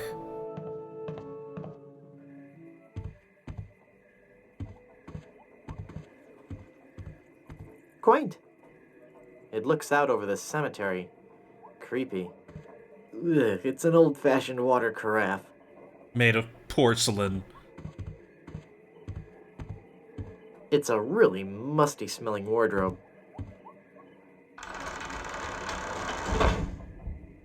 Alrighty, let's go ahead and use the nails with this bed.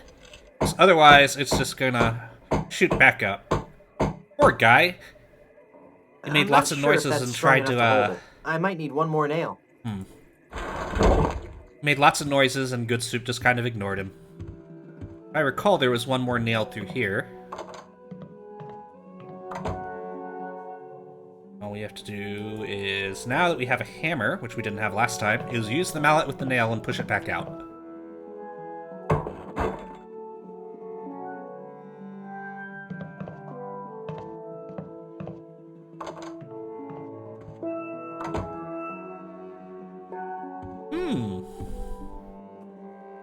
That. Pick up the portrait. Also, I believe Good Soup had more to say. I'd better get rid of this incriminating picture frame. Oh, right, this. Presto! What? Deus Ex Machina.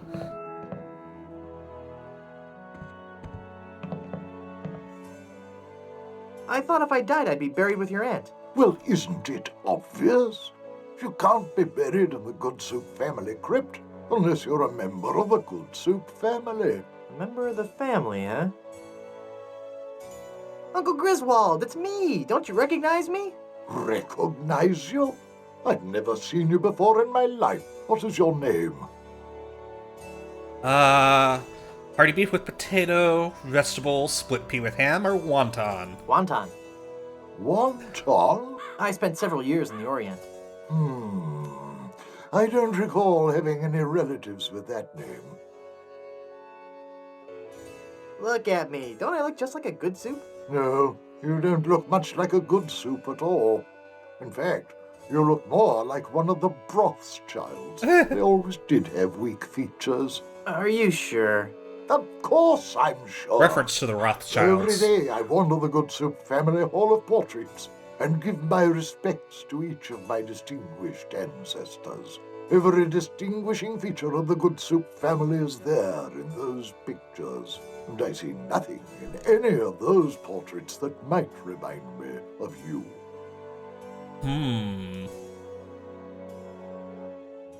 I'm off to explore the rustic charms of Blood Island. Well, in the meantime, let's go talk to Stan.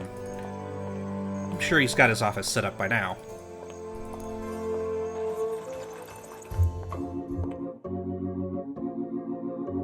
It's a water cooler. It's from the Caribbean Correspondence Institute.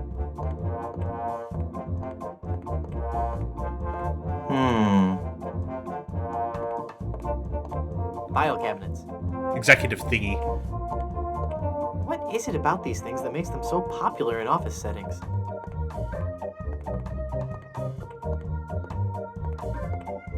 It's a spicy, caffeine-free coffee alternative. I think that's sacrilegious. Anything else in here? I wonder where... Nope. A sure sign of a fine, classy business establishment. A photo? Is that the photo that came with the frame? No, that's my wife. Man, I wish people would stop with that. He has a wife? The coffin lid desk is a nice touch. Wonder if we'll meet her in Return to Monkey Island, because she sure wasn't an escape. It's Stan. No. Alrighty.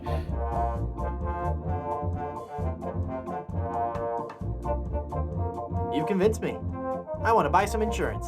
A wise choice, and one you won't soon regret. The question isn't whether or not you can afford to buy an insurance policy, it's whether you can afford not to. Speaking of which, can you afford to buy an insurance policy? Well, how much does it cost? Oh, that depends on a variety of factors. How much coverage you need, how much you're willing to spend, all sorts of highly complicated sliding scale insurance equations and such. But I won't bore you with all that. Just let me ask you this. How much money do you have? Well, I've got these wooden nickels. I see. Maybe I've confused you somewhere along the line. While nothing would please me more to send you out of here, with the peace of mind that your family will be provided for in the unlikely event of your death, I have to run a business here. If you can't at least show me some collateral, I can't give you a policy. This antique handcrafted bottle of rich, creamy shaving soap. The closest, most comfortable shave possible. Surely you're joking. How about an enormous, uncursed diamond? How about that? Do you have an enormous uncursed diamond? Okay, no. But I'm like this close to getting one. Well, I'm this close to believing that you're trying to take advantage of my generosity. Maybe you'd like to make me a serious offer, This one-of-a-kind Big Whoop refrigerator magnet. Very collectible. No. This fine cane-handled umbrella. Makes a great gift. Not interested. This attractive mallet and chisel combination set. Use them separately or as a pair. Surely you're joking. An assortment of tarot cards. Practice the mystic art of fortune-telling at home or on vacation. I don't think so. This highly accurate map to Blood Island. I absolutely guarantee you won't find another one just like it. Gross. Well, this one might work. This authentic pirate relic. A genuine tooth from an actual pirate. Only one of its kind. Is that real gold? The finest known to man. Not much spit on it either anymore. Now you're starting to speak my language. All right, let's find a coverage plan that suits your needs. And you can rest assured that you've provided for your family well after your unfortunate departure. What are the terms of this plan exactly? It's quite simple, son. When you die, whoever holds that policy gets a lot of money. A lot of money? Wow. Wow is right. Now I want you to be careful out there. Okay, I will. Thanks. No, I'm serious. I want you to be very, very careful. Will do. Alrighty. So we got our life insurance policy. So if we die, again, someone will get a lot of money. So, let's go ahead and get some cheese. I'm feeling a bit peckish. Ah, that's gross. Alrighty. Portrait. This is one ugly picture. Looks just like the bartender. That doesn't need to be augured. Can I use the chisel with that? I can't use the chisel with that. Let's see. Ah, I still have the scissors. I forgot about that. There, I've cut out the face. We use the face with that mirror frame. You just stole that mirror, didn't you? No, I didn't. It's right there, look. You missed me the first time. I guess you're right. Oh dear, I'm starting to look old. From all that drinking.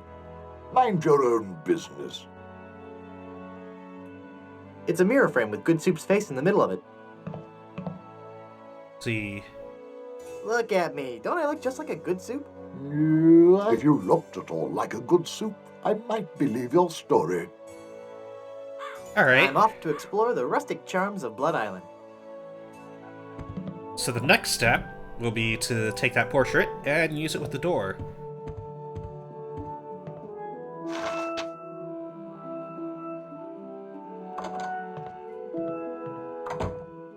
And now we're going to look through the porthole. Ah, there's nothing like family. No matter what may happen in the topsy-turvy world of the Caribbean resort business, I can always relax in the knowledge that I come from good, wealthy stock. There's the stock joke. Breeding. That's what's important. Also, Breeding eugenics. and culture, just like grandfather Lambert. Breeding, culture, and lots of really old money. It makes a man proud. I don't like Good Soup much anymore. It's funny. I don't remember Grandfather Lambert as looking so common. Oh, weird. It's like his eyes follow me. Pictures like that really creep me out. I do like that the storm that wrecked us is still off the coast and you occasionally hear thunder rumbling. Alright. So we got all the nails we need for it now. Well, I need to pull down the bed first.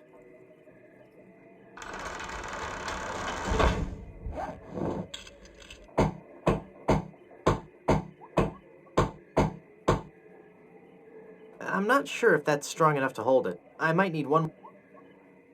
Let's use that one more nail with the bed. There.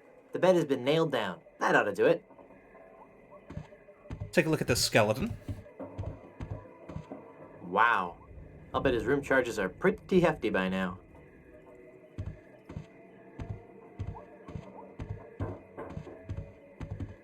The Good Soups. A Life in Pictures by M.M. Good Soup.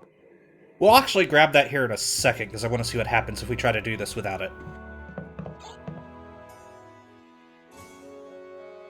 Look at me. Don't I look just like a Good Soup? Now that you mention it, you do bear a slight resemblance to my great-grandfather C. Lambert Good Soup. Clammy? Why, folks back home used to tell me all the time. You're the spitting image of old Chowder Good Soup. You know, I think you're right. I wonder why I didn't see it before. Why, indeed. I could just talk about Good Soup history all day. Well, this is a wonderful chance for us to catch up on old times, what? Remember when our family first sailed onto Blood Island? Do I? I still get goosebumps at the thought of it. Ah, yes. When was that again? 733? 1433? 2? No. I can't believe someone of the Good Soup bloodline could be so ignorant of our family's heritage. Well, then I guess I need a Good I'm Soup off to explore the family rustic history. charms of Blood Island.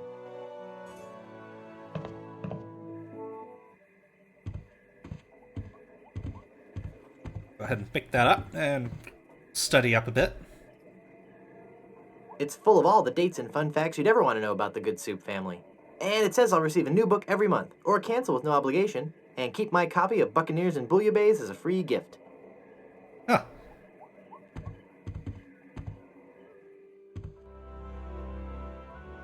Alright, now then, let's convince him I'm a Good Soup. I could just talk about Good Soup history all day. How about that first fateful journey made to the Caribbean? Oh, you mean the one that... Baron Salmon Bisque de Good Soup began in 1621? Exactly. He landed on Scab Island with just a spoon and a dream.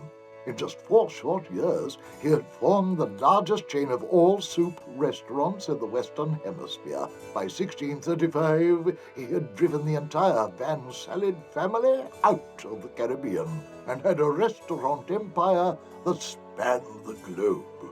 Actually, the Van Salads were not driven out until 1637, and the Good Soup chain of restaurants and resorts never did become popular in the South Pacific. Why do you have to raid on his parade, Guybrush? All right, whatever. Well, son, it looks like you were right. Welcome back to the glorious name of Good Soup. I'm, honored.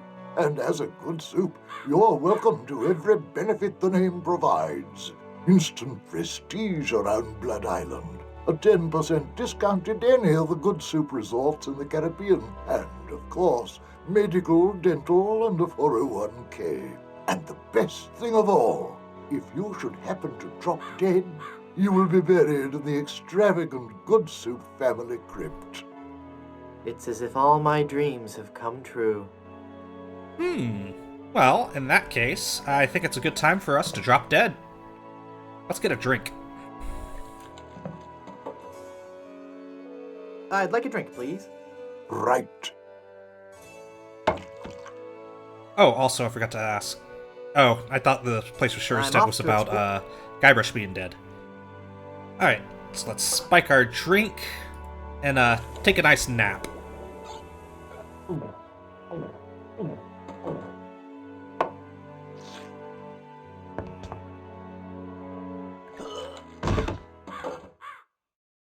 There's probably some dialogue about repeatedly dying. Oh dear, he's had a sudden and completely unexpected relapse of death.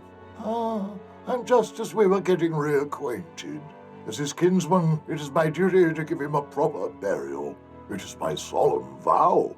The late lamented Wonton Good Soup shall be buried in the Good Soup family crypt. All right.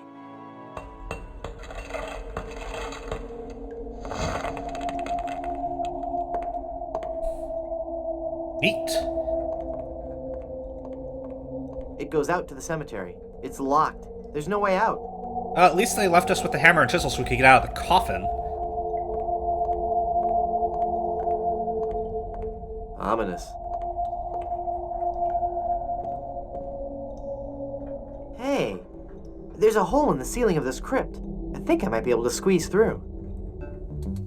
Ah, yes! Wow, it's a tunnel that opens on a deep, dark forest.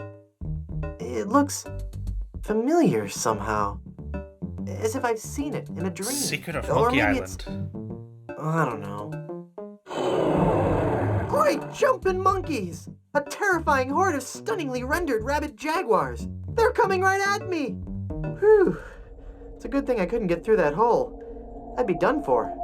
So that's a reference to the stump joke in Secret of Monkey Island 1, where if you tried going through the stump multiple times, it would tell you to insert discs that didn't exist, and would lead you to new portions of the game. Yikes. Oh! Oh boy. It's a ghost in a bride's gown. She looks very sad and lonely. Oh, hello there. Southern Belle. Who are you and what are you doing here? I am Minnie Good Soup, last in a long line of eligible Good Soup debutantes. I was buried here exactly 1 week after my wedding day. A wedding day that never came. What happened? I was the belle of Blood Island. How many people can claim that? Oh, how the lads adored me. I was courted by the richest, most handsome men in the Caribbean. But all my suitors bored me to tears. I wanted someone dangerous. I wanted a pirate. By the way, what do you do for a living? Flooring inspector. Oh. Then one day, a real pirate sailed his ship into the bay. I fell for him instantly, and we became engaged. But he left me standing at the altar, and I died of a broken heart. Wow. That bites. Oh, I know. Were there any other suitors you found attractive? Well, there was one I could have fallen for.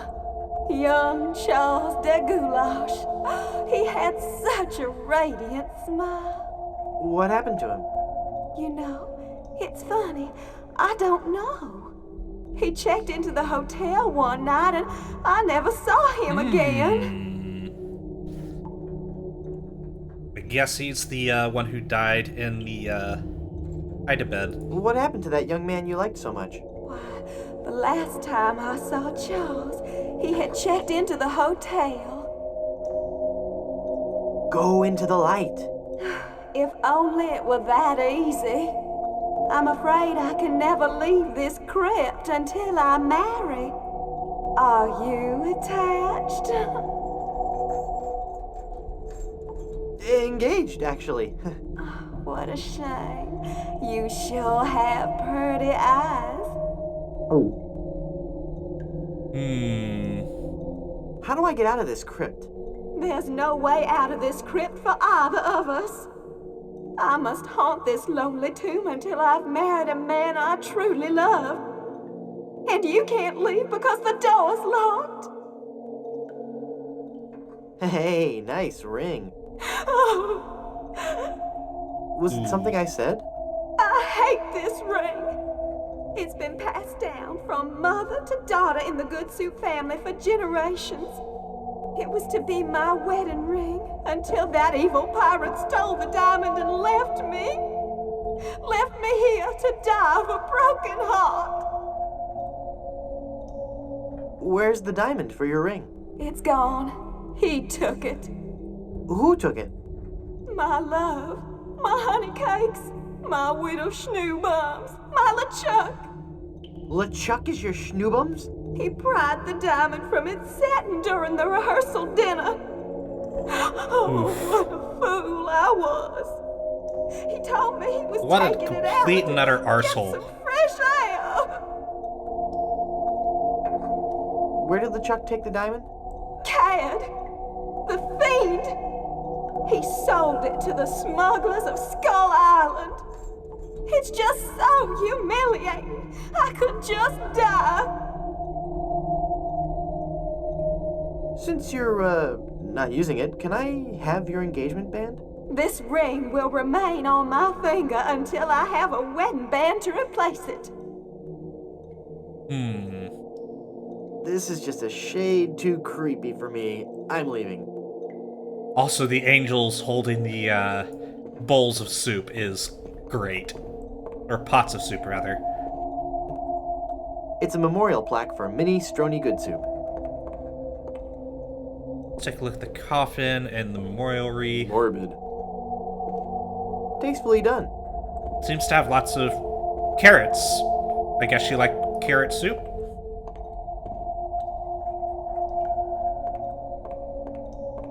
Die! What the? Oh, I'm not going to do that again. I think I broke my skull. I'm all skull. It's your own fault. Stop scaring me like that. So I did scare you? Really? Well, startled is more like it. Oh. But startled in a terrified kind of way. You really are very, very scary. Don't talk down to me. I really don't have any choice. I saw you get out of that crypt. Does this mean that you're dead? No, I was only faking. Darn. I thought together we could walk among the living and spawn a new wave of terror throughout the Caribbean. So what you're saying is that you only love me for my legs. Something like that. It's Murray. Hi, Murray. Oh, it hurts. Hey. And now Murray's in our inventory. He just can't stop jammering. I don't want to get caught up in a conversation with Murray right now. Fair. Looks like minestrone, delicately seasoned with cobwebs and mouse knuckles. Family crest. Good soup is food. Good soup is food. It's a universal crowbar. Nice. It's vegetable soup with raisins? Probably rat droppings, or bat droppings. Something that ends with AT. Hey! It's either a dead parrot or a very strange bat. It's the guy we were using the, pins on from, the voodoo dolls at the very beginning. Spooky. It's a poster for Suckers 12, The Beaking. It's the poster for some really trashy monster book. Trust me, it'll never sell. Moby Dick, a trashy monster book. What a bore. It's hard to see what it is from where I was standing. Judging by the beard, I'm guessing it's a goat. That's not a goat. That's a human head. Oh dear. It's a bunch of cheesy horror stories. It's the stuff that really boring dreams are made of. It's a glowing lantern. It looks like he's writing a horror novel. It's called The Grog That Drank People, part 1 of a 3-book cycle. I wonder why trashy media always comes in threes. Yeah. Also a reference to Zombies Ate My Neighbors, which... Did LucasArts make that or just publish it? Zombies Ate My Neighbors. Nope, they made and published it for the NES and Mega Drive. Neat. It's a dinosaur from the monsters that time couldn't care less about. It's a poster for some dumb book about undead pirates. Cloying, yet grisly at the same time. Looks like a Halloween mask. I can't reach. That must be the gravedigger. Let's talk to him. Hey, mister! Help! What? Who's there? Who said that? Who's scaring poor old Mort, the gravedigger? There's been a horrifying mistake. I've been buried alive in the Good Soup family crypt. All right. This joke has gone far enough. You kids should be ashamed of yourselves. It's no joke. I'm really trapped in here. Crazy kids with your long hair and your Baroque music. Fool me once, shame on you. Fool me twice, shame on me. You must love horror stories to own all these collectibles. Reading fantastic stories about the dead helps me keep my mind off my work. Why are you wasting your money on all this bad fiction? At least my bad fiction doesn't require over $1,000 in hardware. I see your point. Let me out of this crypt! I'm not falling for your tricks this time. Just leave me alone and let me read my horror novels. This isn't a trick. I'm really trapped in this crypt. I drank a special potion that put me into a coma. Thinking I was dead, they buried me in this crypt. Yeah, right. They did that in the book. Never trade lunches with a corpse. If you kids ever came up with an original idea, I might believe you. Just come and look at me through this crack. Oh, sure. I turn my back to the door and you thieving little hoodlums will sneak up from behind and tie me up. I read all about your sinister ways in my horror novels, so nothing doing. Are there even kids on this island? Also, he's sleeping in a coffin. Curses, you've seen through my web of deceit. I'm no ordinary man trapped in a crypt. Well, what are you then? Faster than light ship is trapped in a subspace anomaly. I seek the golden rod to Cthulhu to bring peace to the Shire. I'm an angry and deranged ghost hunting this crypt. I am selling these fine leather jackets. I'm selling these fine leather jackets. I'm a vegan. I hate the exploitation of animals. Really? But what about all those stuffed heads on your wall? Oh, only one of those is real. What I meant to say was... I seek the golden rods of Cthulhu to bring peace to the Shire. Do you bear the mark of Tixplick, the chosen one foretold by the scrolls of the Third Shadow? I was hoping you wouldn't ask. What I meant to say was, my faster-than-light ship is trapped in a subspace anomaly. You have no ship. Any true warp traveler would know that reversing the polarity of the ion flux field would result in a tachyon expansion wave, creating a trail of neutrinos that could be followed out of the anomaly. Actually, I'm a ghost trapped in this crypt. Then let me see you appear before me. Excuse me? If you were a real spirit, you could materialize in a ghostly form. It's all in the books. Well, let's see it. Isn't the ominous sound of my disembodied voice proof enough? I guess not.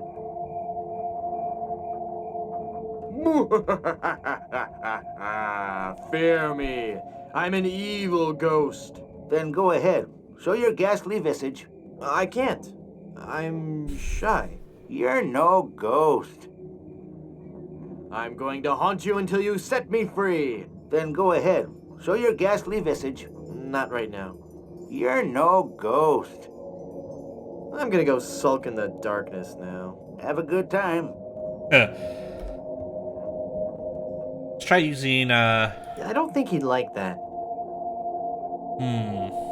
I can't reach. Can I grab that lantern? I can't reach. Can I use the crowbar to grab the lantern? I can't reach. See, I know I need to grab that lantern. Ah, I know what to do. Well, that can reach the lantern, but it won't grab hold. Interesting. Can I give this back to Murray now? Reuniting Murray with his arm is a bad idea. Ah, now it's covered with paste. It's a skeleton arm with paste all over it. I've got it. Hey, what happened to the light? Alrighty, now let's use the lantern with a coffin lid. And now we can make shadows. Ah! My arm's stuck! My circulation is cut off! You're going to have to cut off my hand! No, just kidding. I've never seen that before. That was kind of funny. No. It's me again. The guy who isn't trapped in the Good Soup family crypt. What do you want? I'm gonna go. Nothing new there. So let's go ahead and use Murray with the shadow. Alas, I can't use Murray with that. I don't think he'd like that. Okay, so let's use Murray with the crack. Hey, Murray, be fearsome. Okay. Here we go. I am one of the living dead. Fear me. Release me. Hey, look at me. I'm a ghost here. That's just pathetic. Oh, I need to use Murray with the lantern, not the crack. Murray, do your stuff. Okay. Boo!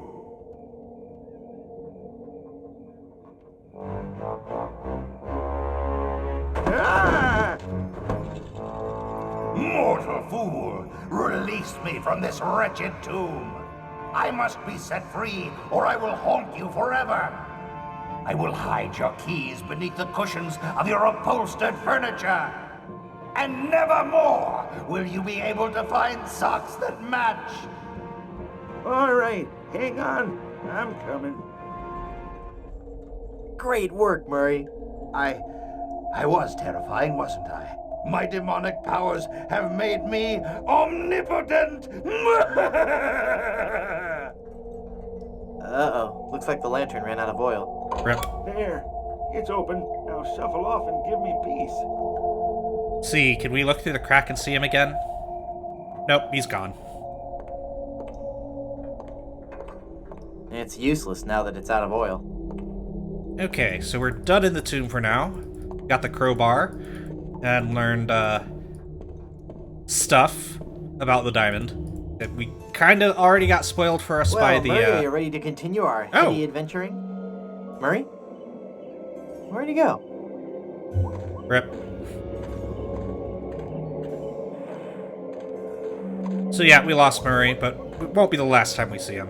Also, I kind of like how the arrow pointing into the crypt is pretty much the same arrow being used to switch between areas. Okay. Oh, we've got cheese, don't we? And they said it was a lactose-intolerant volcano god?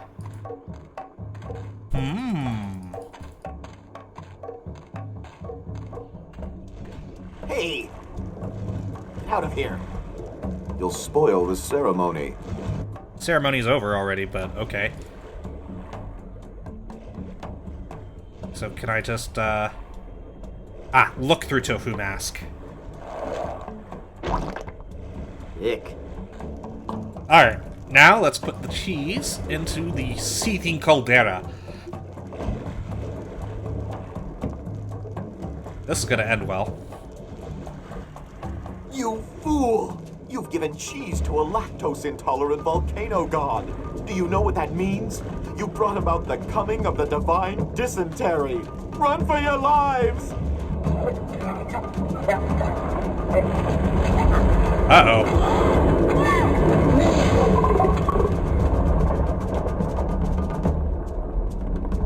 Neat.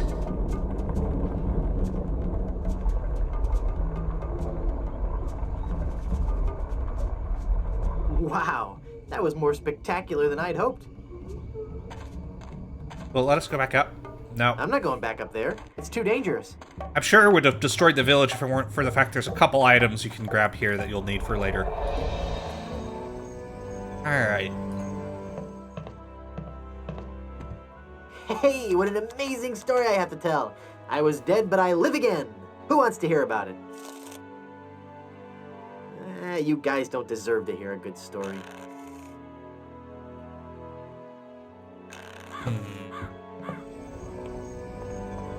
So let's see. We've got a boiling pot now. I wonder what would happen if we melt a bunch of cheese in it.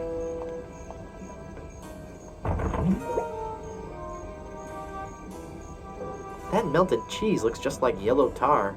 I guess I'll just drag this down to Haggis now. Here, Haggis. This stuff should work to patch up the ship. Aye, laddie, indeed it should. The consistency of tar, but with a tangy pepper taste. So, can I have your lotion now? Aye, lad. Go ahead and take it. Nice. So we got one of three things we need to complete this chapter. It's Haggis's melted nacho cheese. So now we can go into the clearing and use the slippery, greasy hand lotion with the cursed diamond ring. Let's see if this slippery, greasy lotion does the trick. That should do it.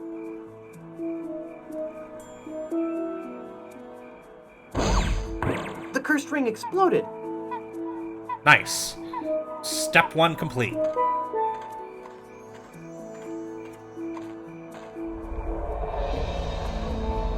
I thought that was going to trigger a cutscene. I guess I was wrong. Okay. Also, if we go back here, we can see, hey, there's a death certificate.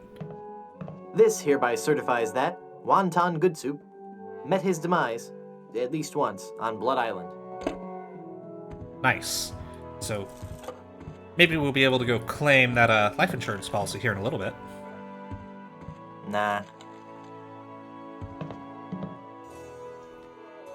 The volcano has erupted!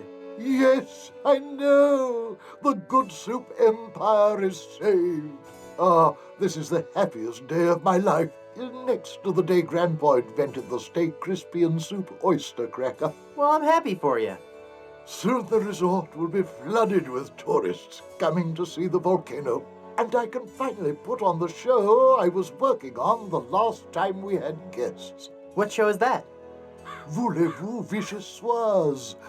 A dramatic musical about a talented young Parisian soup chef who is cruelly taken down by the Paris culinary establishment for her revolutionary ideas about soup preparation. I'm sure it'll be a big hit. Alrighty. How's business?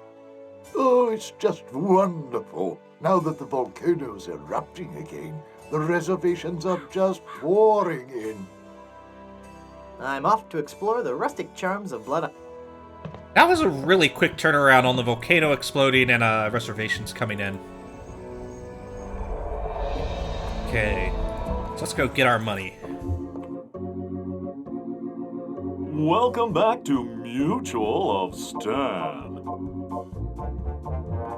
Mutual of Stan.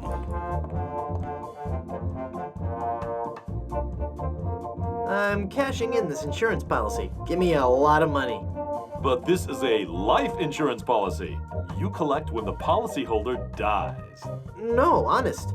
I was dead for a really long time. And you just got better? Well, yes.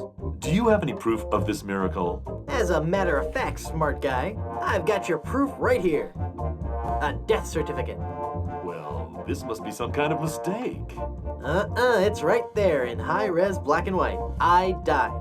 Give me a lot of money.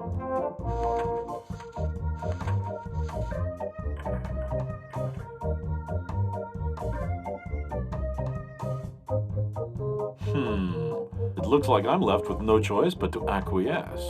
No, just give me my money. That's what I mean. Interesting that they made the acquiesce to your request joke before Pirates of the Caribbean did.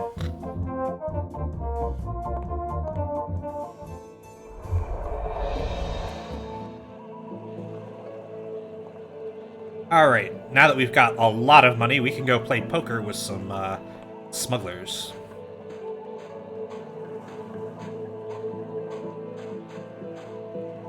I'd like a ride out to Skull Island, please. All right, let's...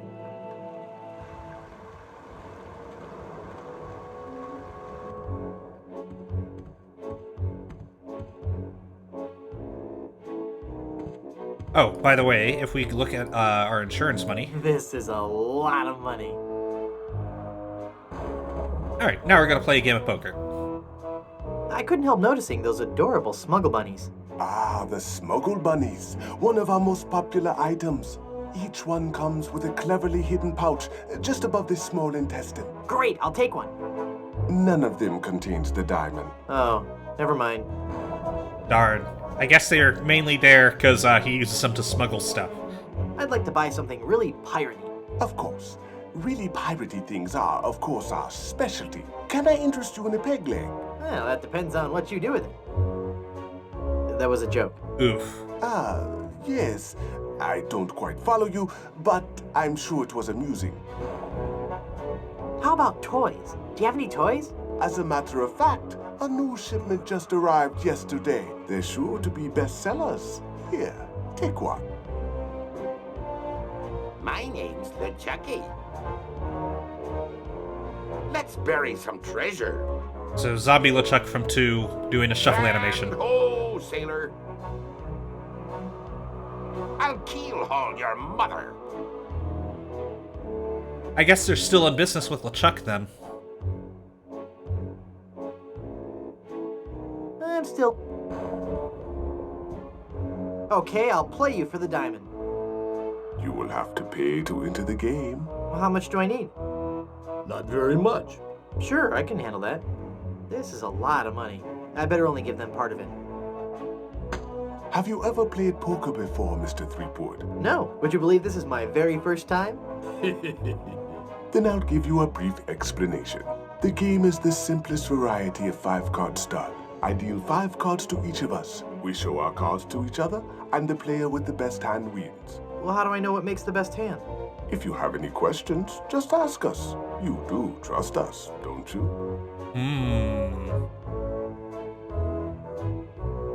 Of course I trust you. Very well. Let us begin. Come on, sevens.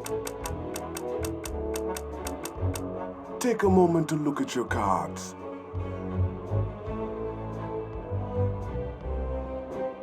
Two of spades, 3 of hearts, 4 of clubs, 8 of clubs, and king of diamonds. What a terrible hand. He's so cute. I've got a really terrible hand. Apparently, good fortune is not in the cards for you. Of course, with 5-card stud, that's I like thought we agreed you weren't gonna laugh like that anymore. no skill whatsoever. I have a full house. Aces over kings. You lose. Would you care to try again? You bet. I'm gonna win that diamond. Put up your side of the wager, Mr. Threepwood. Very well. Let us begin. Come on, sevens. I mean, if you got four Take sevens, a moment maybe. to look at your cards. 2 of spades, 3 of hearts.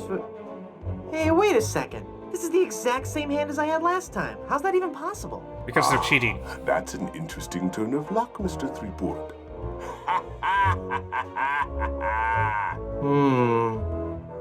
This is a lot of money. I could have sworn that the amount of money had decreased over time. Nothing again. Or I think it was a whole lot of money before. Flush. It seems as if you've lost again. Maybe you'll would you care to You bet. put up your side? Let's see what it decreases to this time. No whammies. No whammies. I think this was the first time I ever heard Take a moment whammies to look at your referenced cards. as a kid.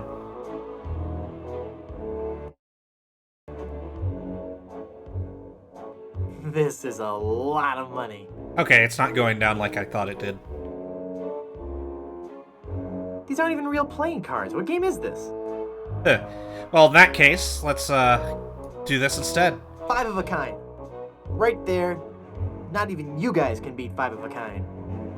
Because it's not actually a hand. You're correct, Mr. Threepwood. We cannot beat 5 of a kind. The question remains, however, whether or not you can beat a pair. A pair? A pair of murderous smugglers. Huh? Us, Mr. Threepwood. I am talking about us. We're gonna kill you. Oh, I get it.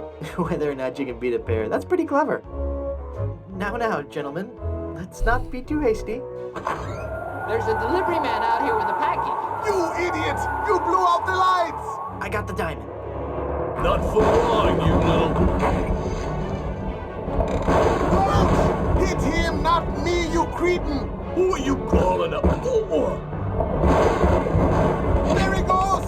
Get him! Got what I needed from the smugglers. Good. Let us leave this place of evil. There's just one thing I need to do first. Really? What's that? Who's there? Oh, it's just you. Wait, what are you doing? Help! Help! So that scene happens if you don't solve the puzzle on your very first try. If you do not throw him off the cliff. On the rest of your adventures, Guybrush. What? You can't mean... I'm afraid so. This work is too dangerous for... Probably also the most evil thing Guybrush ever A more does. stable, secure line of work. I hear there's still an opening for a chef on Scab Island. Well, you'll be sorely Another reference missed. to 2. I know, but my destiny lies out there, somewhere, beyond the rolling waves. Farewell, good friend Welshman. Oh, wait. Where'd you say Scab Island was again? East by northeast. You can't miss it. Thanks a bunch. Ah, whoops. I forgot to tell him that a magnetized pin will only have compass-like properties for a short time. Whoops. Alrighty, let's go ahead. I'm gonna save real quick. Just because we've been at this for a bit.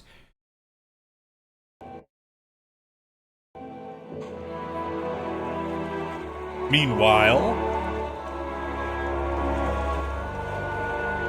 Have you found her, you cadaverous canine? Nope, she's not on Plunder Island, Captain LeChuck. Then scour the seas, you ossified rats! Hunt them down, then bring them to me. Find me Guybrush Threepwood. It's with him that you'll find Elaine.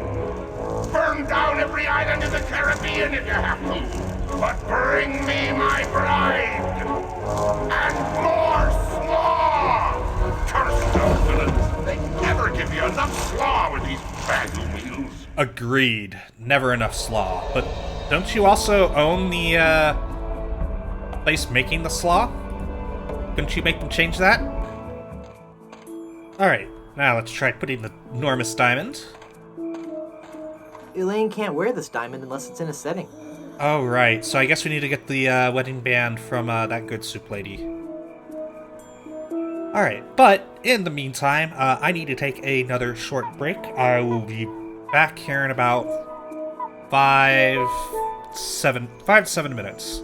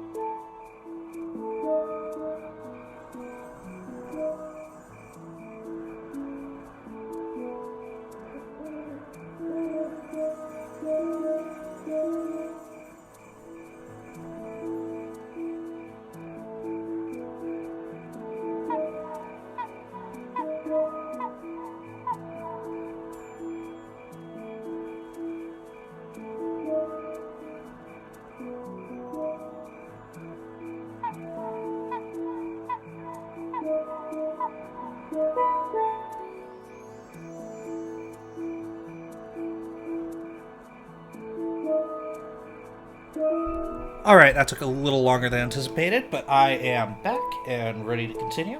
So let's go ahead and move on to, I think, the last puzzle here on Blood Island.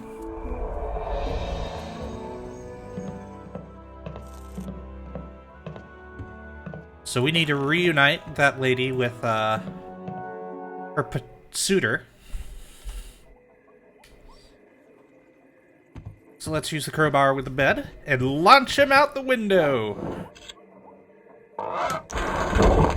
Or, I think we missed a step again. Whoops. Alright, we're gonna reopen this.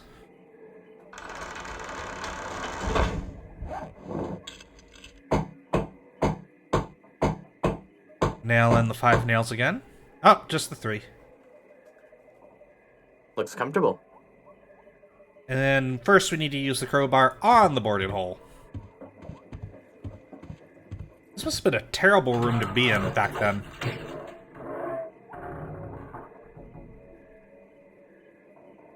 Oh, poor good soup. Alright, now we can launch this guy.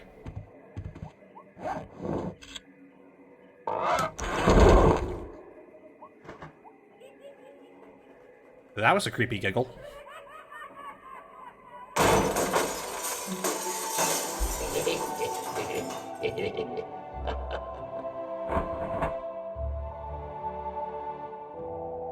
Oh, I'm sorry. I didn't hear you come in. I was just... Charles? Charles de Goulash, is it really you? Minnie! It's been so long. Oh, Charles, it has. It has. You look so different. Really? Why, you look exactly the same. Oh, Charles, how you flatter me. Oh, but you must go now. But why? Now that I've found you again after all these years. What would our families say if they knew we were alone together on such a romantic night? Minnie, this may sound rash, but I love you, Minnie Good Soup. Oh, Charles, you mustn't. Oh, I can't help it. I've always loved you. Do you hear? I've always loved you, Minnie, and I always will. Come away with me now. Elope? Oh, but Charles, it just isn't done. Think of the scandal it would cause. To heck with the scandal, Minnie. Oh. Marry me. Oh, yes, Charles. Yes. 1,000 times yes. Then kiss me, my love.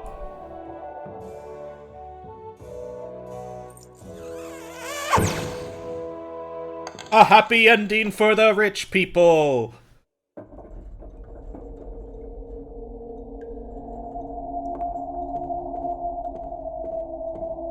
It looks like it's just about Elaine's size, but it needs a diamond to be complete.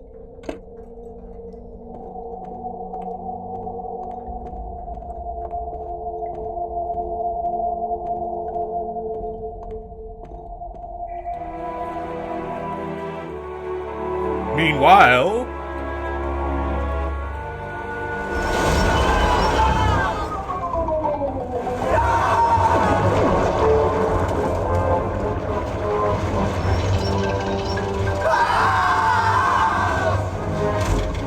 Well, that's an efficient way to get more pirates. Ah, another group of recruits for my army of the undead. Now, how goes the search for my bride-to-be? Where's Dingy Dog? I found him! I found him! Oh, golly, oh gosh! Yeah, that's right!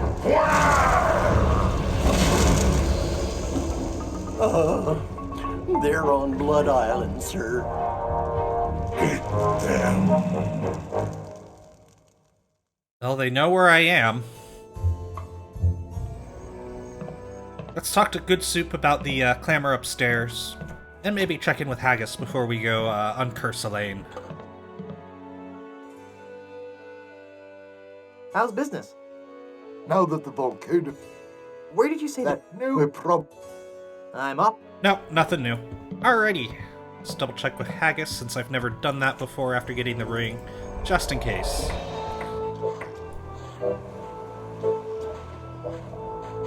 He's busy repairing the ship now. Nope. Alrighty.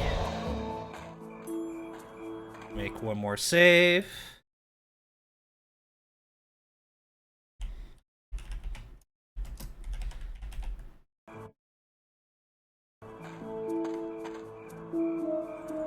It's a massive diamond engagement ring.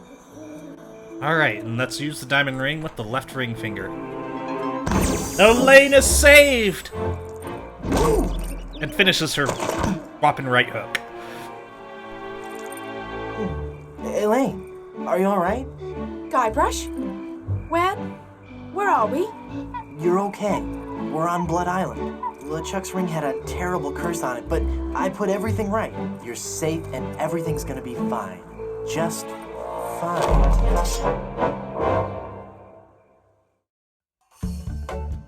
Part 5. Kiss of the Spider Monkey!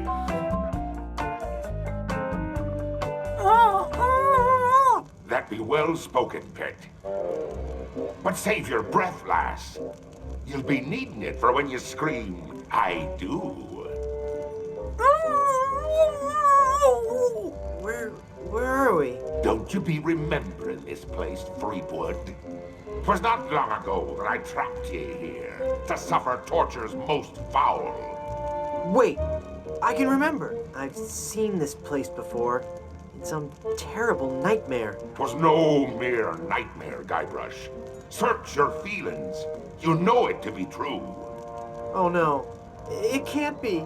But it is. This is the Carnival of the Damned. Aye, the Carnival of the Damned. The damned good looking. Why have you brought us here? There'll be two reasons, you pathetic privateer. I be intending to torture and kill ye, and I'll be giving Elaine a treasure. You're wasting your time, LeChuck. Elaine's love can't be bought. Ah, but this be a very special treasure. This be the fabled treasure of Big Whoop. Big Whoop? Aye, the very pirate treasure you were searching for before I caught up with ye. What's so special about the treasure of Big Whoop? Isn't it just like any other pirate treasure? I see. Ye do not yet know the dreadful power that be Big Whoop. I guess not. Quake in fear, Threepwood, when I tell thee that Big Whoop be a damned portal to a demon netherworld. Okay. The treasures of Big Whoop be the very gates of hell themselves. Yipe. Oof. But how will Big Whoop make Elaine love you? Elaine shall pass through the hoary gates of Big Whoop, just as I once did, down to the inky blackness of the infernal nether regions. For you see, Big Whoop gives those who pass through it the greatest gift of all, immortality. But at what cost? Cost? Nice Shatner reading. Granted, people may find me a bit unapproachable now, and the smell does take a while to get used to. But it'd be worth everything now that I have the power to make Elaine love me. Such good voice acting. But if you kill Elaine, won't she hate you even more? Aye, at first. But soon she'll be understanding what a grand gift eternal life be. And besides, the dating pool be surprisingly small when you're the living dead. Huh. She'll just have to give me another chance. I doubt that will work, but okay. This whole amusement park, why? The Big Whoop Carnival was my most brilliant idea. Once I had the power of Big Whoop at my command, I could make Elaine mine at last. I see. But again, why an amusement park? I'll be getting to that. I knew Elaine would need a little coaxing, and that I'd be needing an army. A horrible army of the undead. Okay, but why an amusement park? Are you going to let me finish? I'm not talking just to hear myself talk, you know. You're right. I've been rude. Please, go on. Everyone knows that the life of a seaman is a long, hard, lonely one. Sailors spend months longing for just a few days' leave. And you know what they're looking for as soon as they get into port.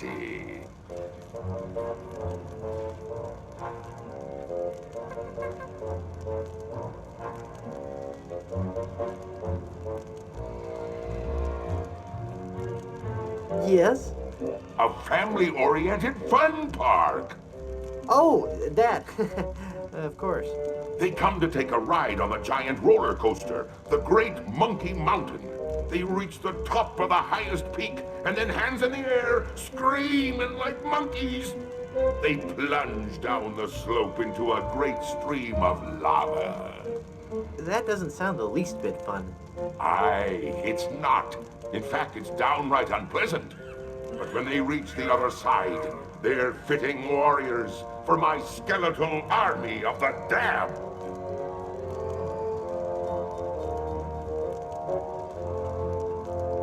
How did you find Big Whoop? That'd be a long story. Are you sure you want to hear it? Does the torture start after we're done talking here? Aye. Go on then. Back when I were alive, Expedition dump incoming, by the way. No. No, it's true. I can see that now. She didn't like me at all. But I were determined to prove me worth to her, you see. So, I set sail to find the legendary secret of Monkey Island.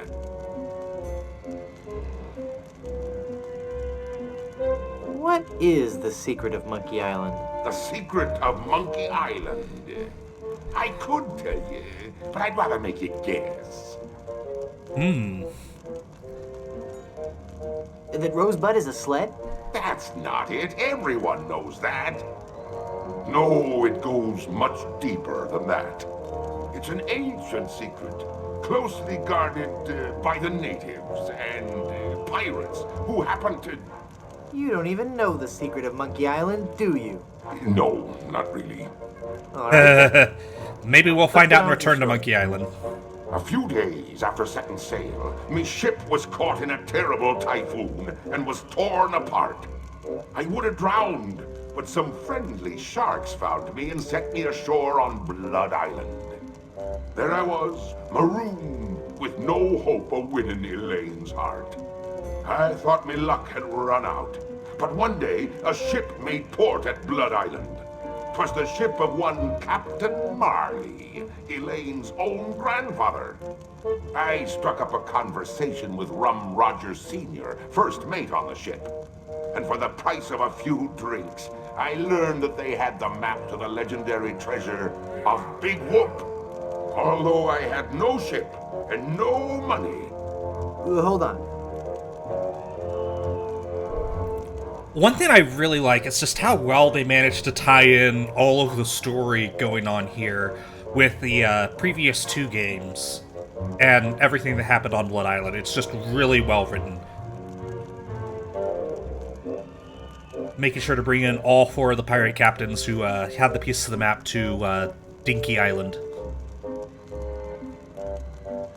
You know, you could make a fortune as a sleeping aid.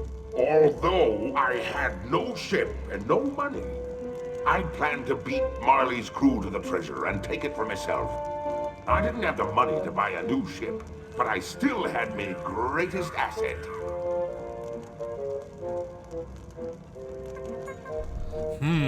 Lots of good ones here, but I think I am going to choose... Your immunity to soap? But I still had my greatest asset. That indefinable Chuck charm. One of the rich young debutantes on Blood Island was helpless against it. Poor Minnie. After a week with me, she would have followed me to the grave. Unfortunately for her, she didn't get the chance. I pried the diamond from her family's engagement ring and sold it to some cutthroat smugglers for the cost of a new ship.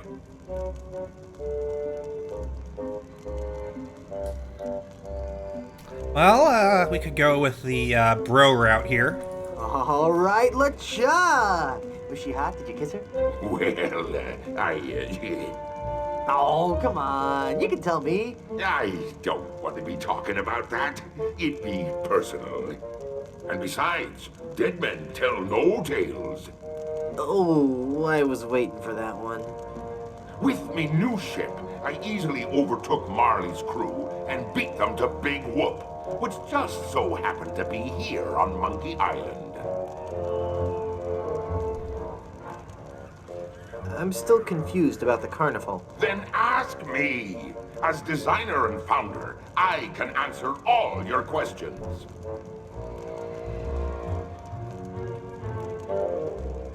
How did you build an amusement park on a deserted island? The process begins with a winning design team. I scoured the Caribbean, looking for the best and brightest artists, engineers, and creative people.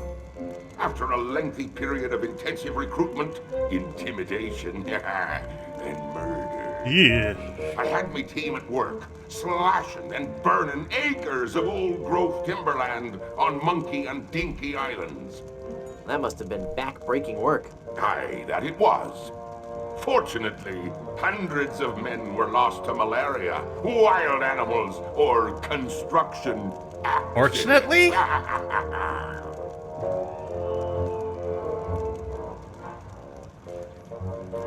What kind of attractions do you have? Here at Big Whoop, we pride ourselves on the variety and authenticity of our attractions. We be using a magical blend of art, technology, and indentured servitude that we like to call Dynamo Monk Electrics. Frighteningly realistic skins and other body parts are attached to a framework of gears, servos, and pulleys, all constructed from a remarkably lightweight composite material. Fascinating. What is the lightweight composite material? I probably don't want to know. How do you power all the rides? That be a good question. As ye may already know, the power of Big Whoop be derived from its position as an infernal nexus, binding our world with the unholy manifestation of evil itself. Well, of course. But like all fuel sources, it can't be lasting forever. That's why it be our job to conserve its demonic power wherever possible and look to alternative power sources. Well, one, I guess, aspect of LeChuck that's less evil than Republicans, I guess? Nuclear. No, we tap our greatest natural resource. Monkeys! My word! Hordes of ruthlessly trained monkeys are hidden away never deep mind. within the bowels of the park, bound to immense machines of destruction and family entertainment. That's so inhumane. Ooh, I'm glad you noticed. It be the little touches that make the difference. Mark my words, LeChuck. When I finally defeat you, I'll be sure to set them all free. Yeah.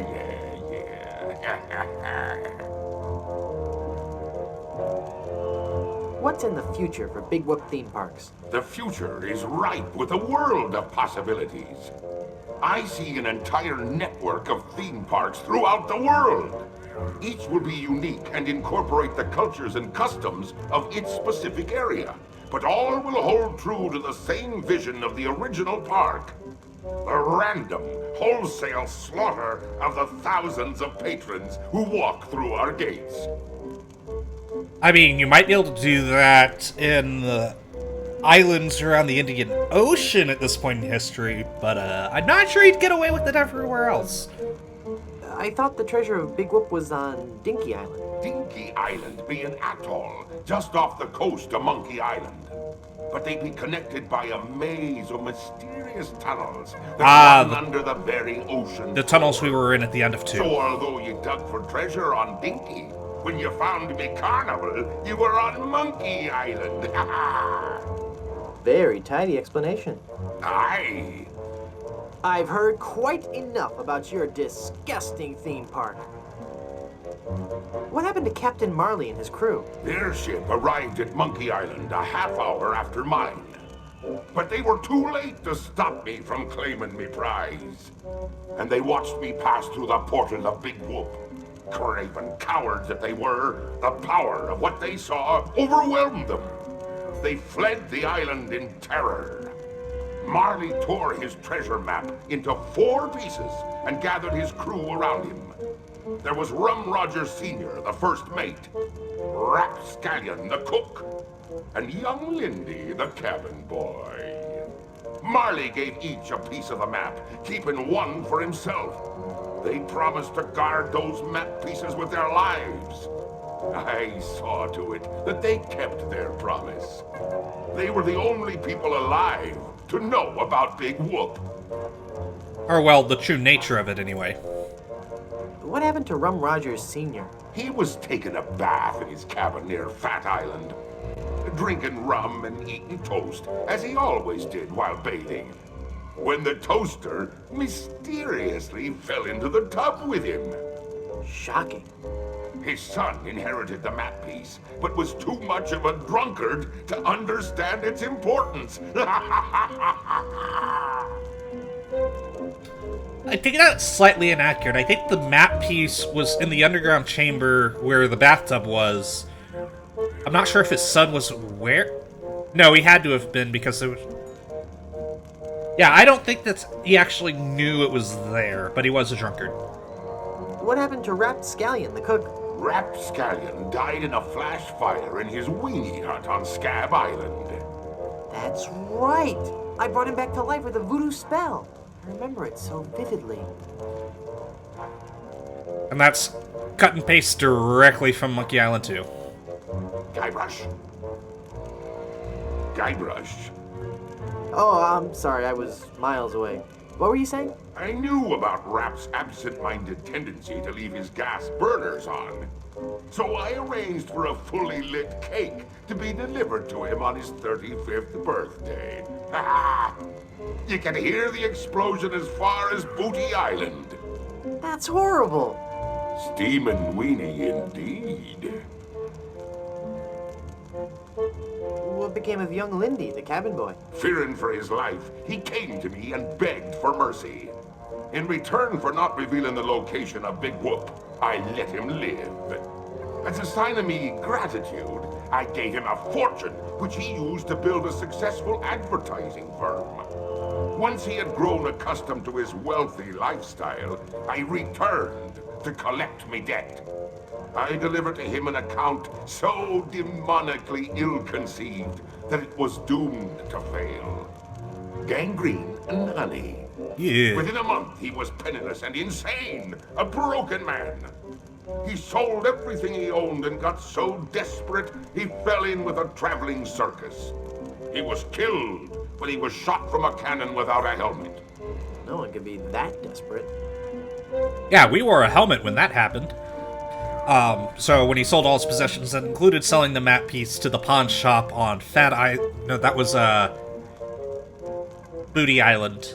And then, I'm guessing the circus with the Fettuccine brothers from Secret of Monkey Island. What fate befell Captain Marley? I ambushed him while he was racing in the America's Cup. I boarded his ship and decided to let him determine his own fate. He could grant me his blessing to have his granddaughter's hand in marriage, or he could suffer a death more horrible than any of his crewmates. Well, what'd he say? Actually, he said quite a few things. Oh, the pain. Stop it, you're killing me. Some other things, I forget them all. I left him for dead and sent his ship into a whirlpool not even the most accomplished captain could escape.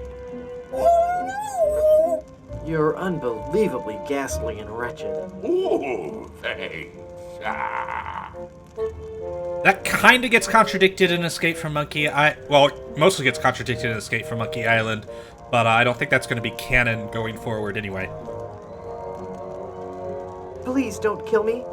Why shouldn't I? If you kill me, there'll be no more Monkey Island sequels. No sequels means no work for you. You'll become just another has-been that nobody's heard of. Oh, that could never happen to me. I'm LeChuck. Do you know the name Bobbin Threadbare? No. Exactly. Bobbin Threadbare is the protagonist of Loom, which was the game being advertised by the pirate in the Scum Bar at the beginning of Secret of Monkey Island. Also a very good game. Definitely check it out. Pretty please, don't kill me. Why shouldn't I? If you kill me, you'll crush the hopes of children all over the world. I'm a hero to millions. It doesn't matter. All that matters is that Elaine and I are together. And you are out of the picture for good. And he really means across the world. This game, all the Monkey Island games were incredibly popular in Europe, especially Germany. In fact, there was an interview somewhere that said that while they were always going to make it, a big reason Escape did get the budget it did was because they knew the games would sell amazingly in Germany. Pretty please, don't kill me. Why shouldn't I? If you kill me, you'll be in really big trouble. I'm one of the walking dead, formed not of flesh and blood, but of fire and brimstone. How could I be in any more trouble? Yeah, well... Pretty please, don't kill me. Why shouldn't I? If you kill me, you'll ruin our reputation for making family-oriented games. We'll be scorned by parent watchdog groups everywhere. What'll you threaten me with next? Some ludicrous Senate subcommittee investigating violence in the media? Well, I'm shaking in me boots now. This wasn't that long after the Mortal Kombat stuff. Now that I think maybe 3 or 4 years. Elaine will never marry you. She loves me. She does not. She loves me. Nuh-uh, she loves me. Does not. Anyway, Elaine really loves me. Let's see how long this goes on. Does 2 love me? Does not. Does 2 infinity? Does... That's shorter than I remember. Curse you and your diabolical debate skills. But there be so many more horrible things I be wanting to tell ye. I'm not listening to you anymore. See, I'm ignoring you. You'd better listen.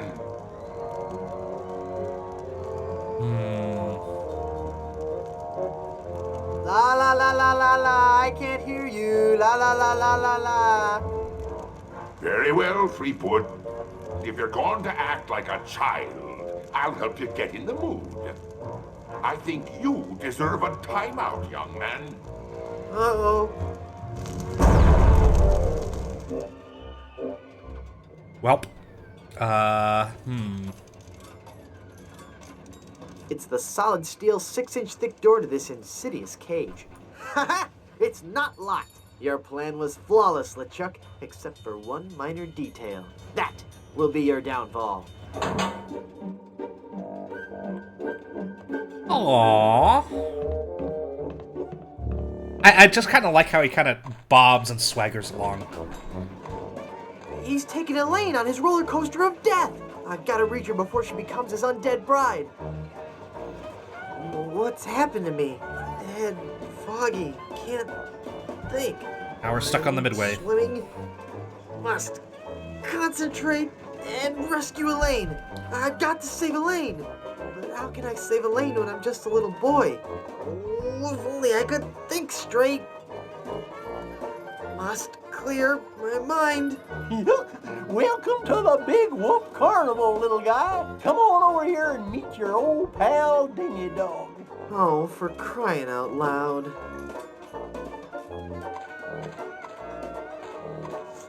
It says Hall of Oddities. It says Trixie, the giraffe-necked girl. It says Rides. It's a huge stack of meringue pies. It says Frozen Bigfoot. Cute. A grotesquely enormous, smelly rat. I'd better not. I think it could take me. Ew. Yeah, kid, what is it? Yikes, what is that horrible smell? It's a giant rat suit, you little brat. What did you expect, roses? Am I the only one nauseated by that terrible stench? Okay, the suit smells. We've heard it. Everybody just come over and pick on the giant rat man. Am I the only one nauseated? Okay, everybody. What are you guys doing here? It's Blow the Man Down, the most fun on the Midway. Hit the funny clown and win a fantastic prize. Watch the pies fly from the cannon with blinding speed and loud report. And if your aim is true, go home with your winnings. Join in the laughs with your happy sailor host Wharfrat and his pal Monty Meringue. What flavor? What? What flavor are the pies today? I don't know. Lemon meringue, I think. What kind of a stupid question is that? How does this whole booth work again? It's not that complex a concept, kid. Fire pies from the cannon at the guy in a clown suit. You hit him and win a prize. It's great fun. I want to shoot the cannon. Sorry, little boy, you're too young. Blow the Man Down is for older kids. That's discrimination. How do I know it really works if I can't see it go off? Okay, kid, you want to see the cannon fire? Here we go.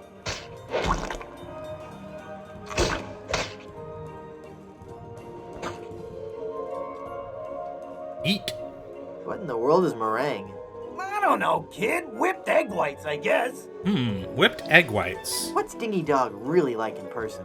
What are you asking me for? I'm just a giant rat. I'm not allowed to associate with His Highness, the great and mighty Dingy Dog. Oof. Could you introduce me to Dingy Dog? No, I can't. Now go away. Dingy Dog's really cool, huh? Oh yeah, he's a regular saint. So much more gifted a performer than any common old giant rat. Give a guy a big dog suit and he turns into a freaking prima donna. I bet Dingy Dog gets paid a lot of money, right? Yeah? And so what if he does? It doesn't take any talent to make a big puppy dog appealing. Now, getting children to hang around a giant rat, that's odd. Fair I bet point. his suit doesn't stink either. You know, you're really starting to bug me, kid. I bet Dingy Dog could beat you up. Good night. I bet he could. I'll tell you what, kid. Why don't you go take a swipe at him, and then come back here and tell me what happened, huh? Never mind. And that's just a hint for future stuff. Examine gate. Gate. I can't go back there. I'm deathly afraid of mimes. Oh. Monty Meringue. He's a mime. He doesn't talk. I have to wonder if he's genuinely content with this line of work. It's Murray! He's back again. It's Murray. Yo, Murray. Hey, it's you. Are you dead yet? You look different. Not dead, Murray. Just cursed. Cursed? That's perfect. I'm cursed too. Let's join our cursed forces together, and together we can rule the world. Really one-track mind there, Murray. Yeah. Let me get back to you on that. Let's see, what do we got in our inventory at this point? We've still got the LeChuck doll mirror. I don't think we use much of any of this at this point. I'm wrong. There's a couple we will use, but yeah. Let's see, can we just... Nope. That ride's just for bigger kids. Rip.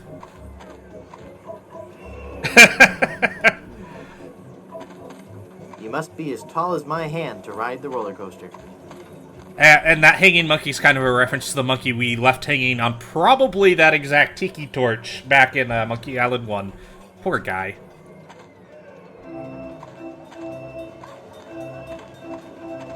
Yikes.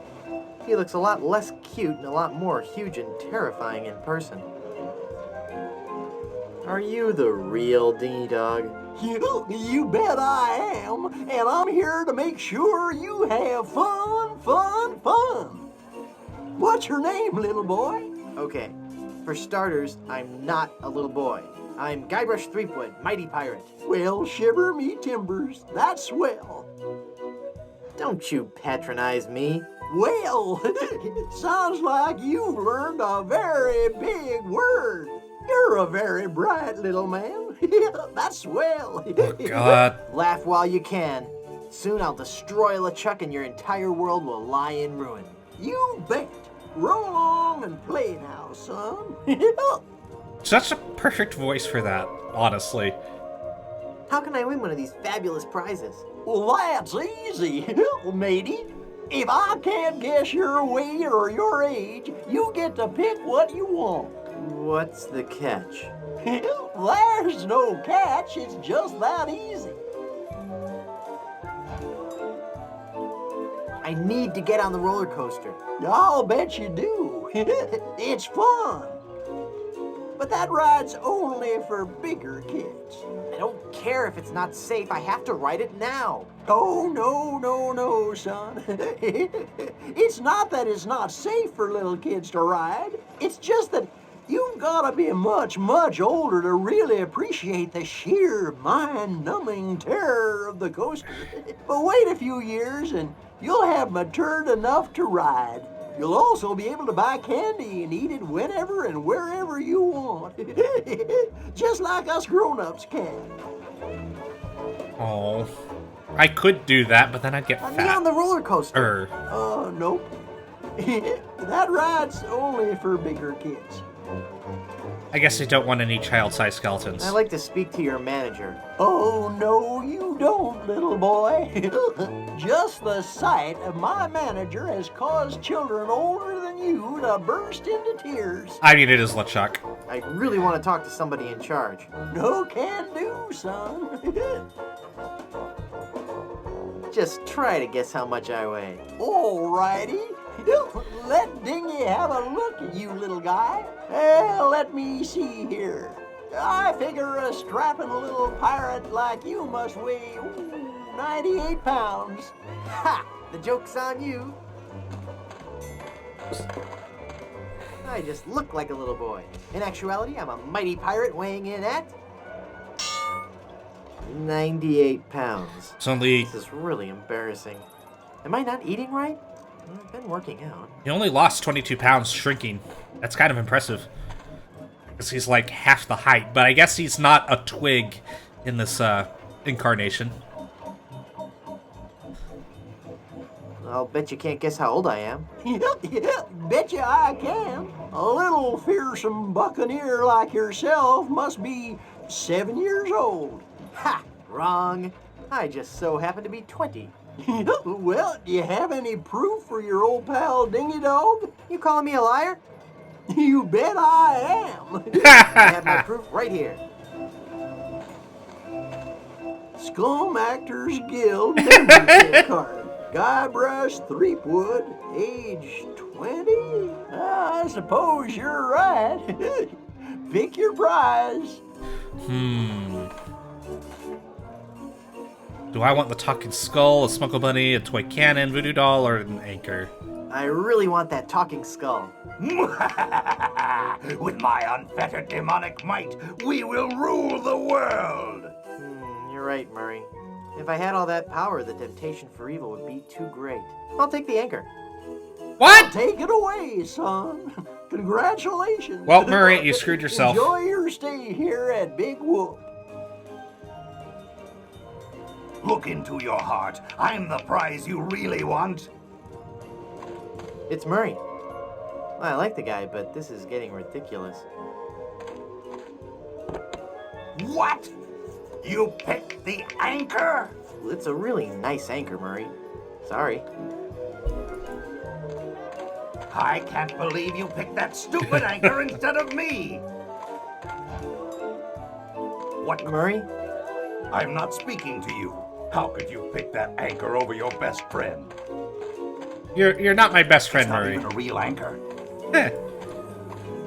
I'm a real talking skull. What kind of snow cones do you have?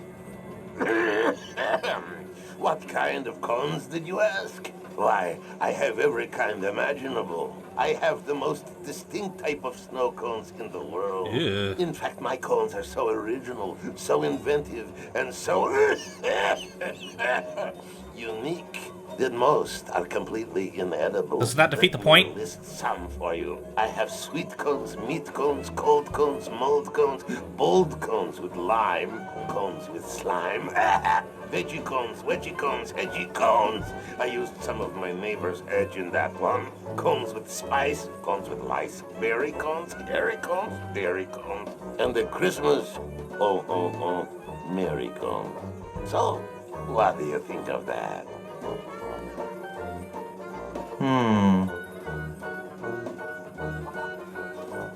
I'd like a plain snow cone, please. Okay, kid.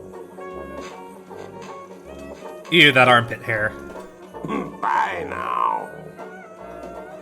It's a big peppermill. After all we've been through It together. says snow cones. Oops, my snow cone melted. Fine. Take the stupid anchor.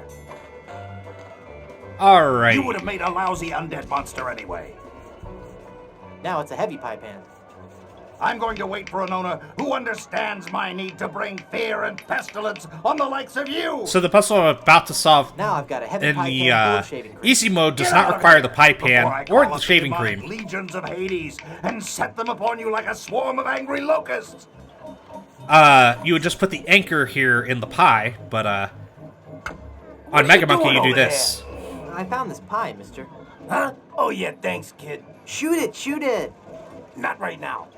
Oh, but I want to see the cannon fire. Beat cheeks, half pint. Look, man, I pay your salary. You want me to tell the Chuck you've got unhappy kids running around here? Okay, you little...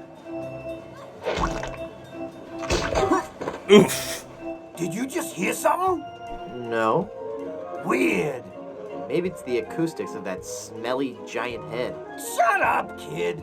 And then something drags the mime off screen that we have no idea If you what. value your life, mere mortal, you will flee before Murray, scourge of the living and uber skull of the underworld. Uber Skull? Fantastic. Let's look through Hull. Yoo-hoo, stinky Mr. Rat. Hey, get out of there, you little punk. What are you gonna do about it, vermin boy? This'll teach you.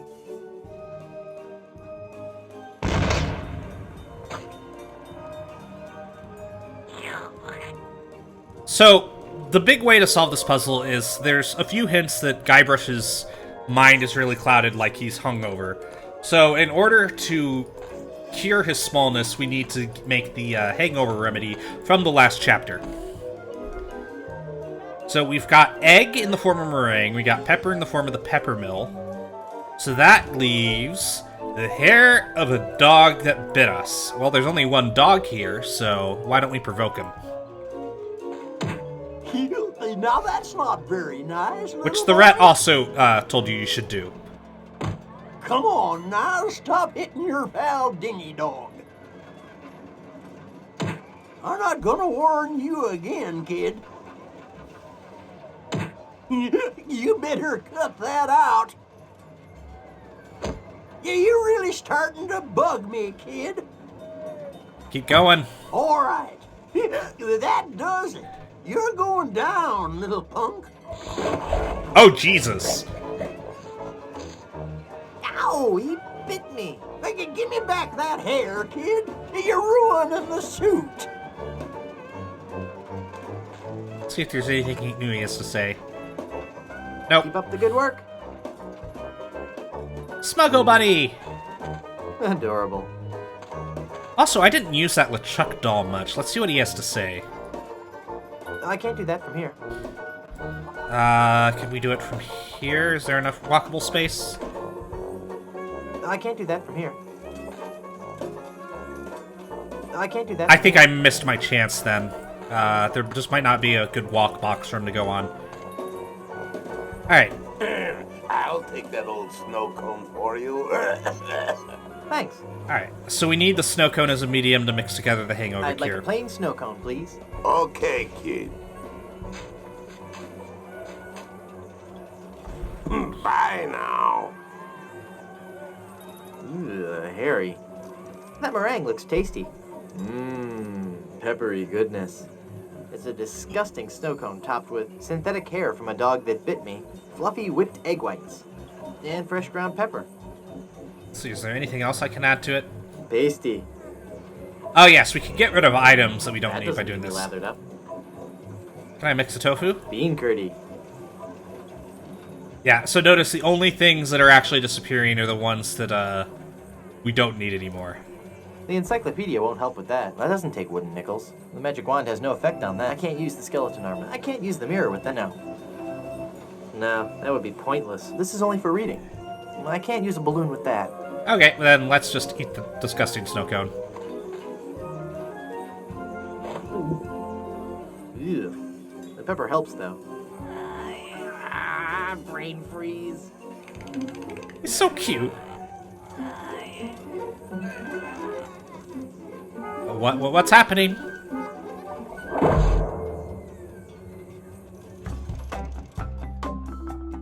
Part 6. Guybrush kicks butt once again!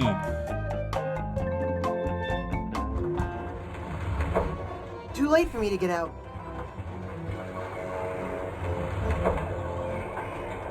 So now we're on a roller coaster ride. Probably should get off before the end, but... This looks familiar.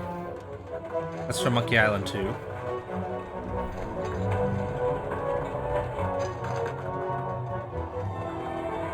Don't know what that's from. But much like the end of the other Monkey Island games, this one is kind of a puzzle where you're traveling around and doing stuff. I had a feeling he'd turn up sooner or later. No. It's a mechanical Herman tooth rock. This one doesn't talk. Thank you, technology.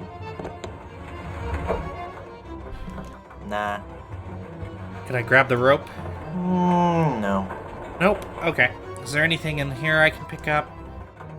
Alrighty. Then we'll wait for It's a Chuck to show diorama up. depicting Monkey Island as it appeared when I first arrived there.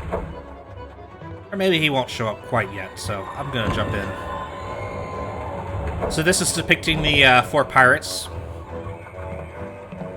It's Rapscallion, the forgetful weenie hut restaurateur. Nah.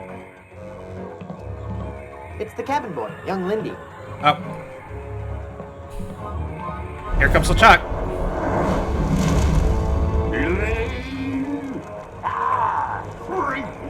is only you. Have you seen Elaine? She told me she was just going to powder her nose, and I haven't seen her since. LeChuck really is a moron. How do we keep getting caught by him? Fell for that one again. Now stand still, boy, so I can flame broil.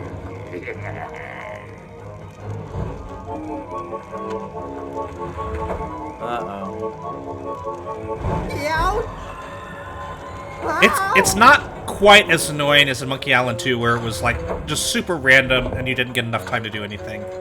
It's a rustic lantern. Ouch! That was really hot. It's a Dynamo Monk Electric Wally. Man, he looks so lifelike. Hey, wait a minute. He really is Wally. That's why he's still wearing his pirate hat, Count dummy. on me, Wally. Just as soon as I defeat LeChuck, save Elaine, set all the monkeys free, and ride the madly rotating Buccaneer, I'll come back and release you. Oh, come back sooner than that. Nah, it's very lifelike. I mean, deathlike. Ah, you again.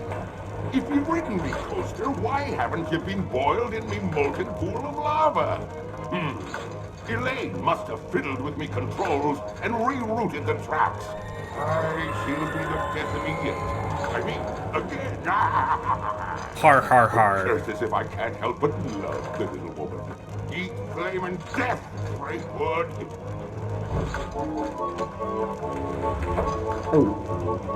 Luckily, on most of these sections, there's not much to actually do.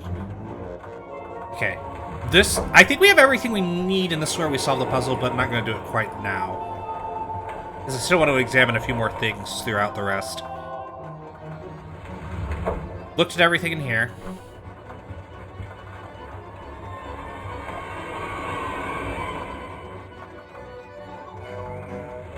Oh no, I'm missing one more thing. It's Captain Marley, Elaine's grandfather. It's Rum Rogers Sr. as he appeared in life. Looks a lot like his son, actually.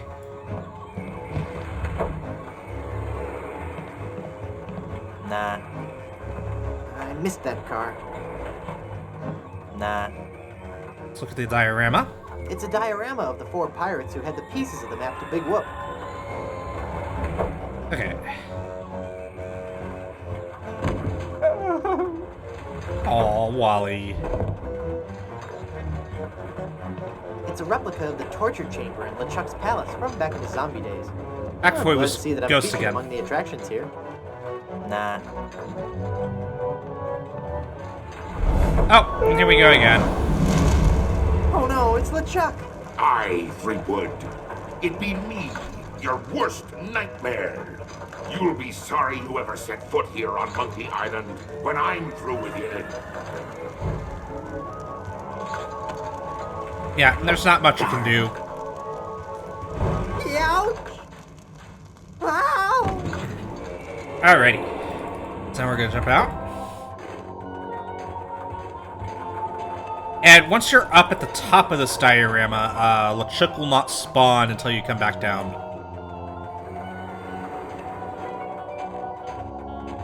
Don't know why it's here, but... It's every sailor's worst nightmare. The giant snowy ape. By itself, this rope would make a lousy fuse. There! It's soaked in oil and probably highly flammable. Cool. It's a great big keg of rum with an oil-soaked piece of rope attached. Don't know why he had a real keg of rum in his right, but okay. I don't think this puzzle's any different between normal and hard mode, actually. Alright, so now we just need to wait for LeChuck to show up, and then the rest of it will happen.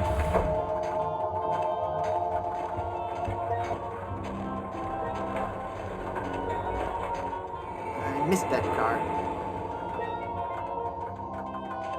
It's a piece of rope soaked in lamp oil. Here we go. LeChuck's back again. I'll be chasing you around this roller coaster till you be my undead slave, Threepwood. Oh, there is one more thing we have to do. We have to use the pepper on LeChuck. That way we'll sneeze on that.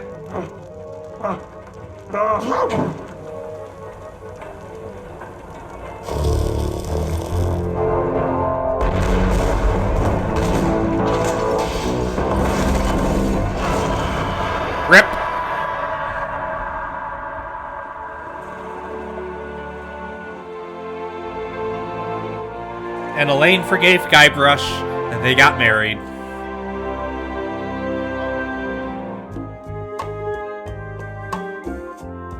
On the sea cucumber. Where's Wally?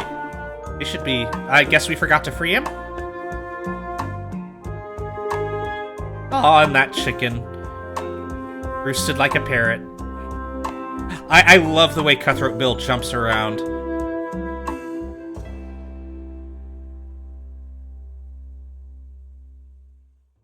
Run, mortal, but do not forget your arch-nemesis Murray. Mark my words, I shall return to haunt you. Do you hear me? I shall return. I think all the lights should be off since we supposedly freed the monkeys. This is so unfair.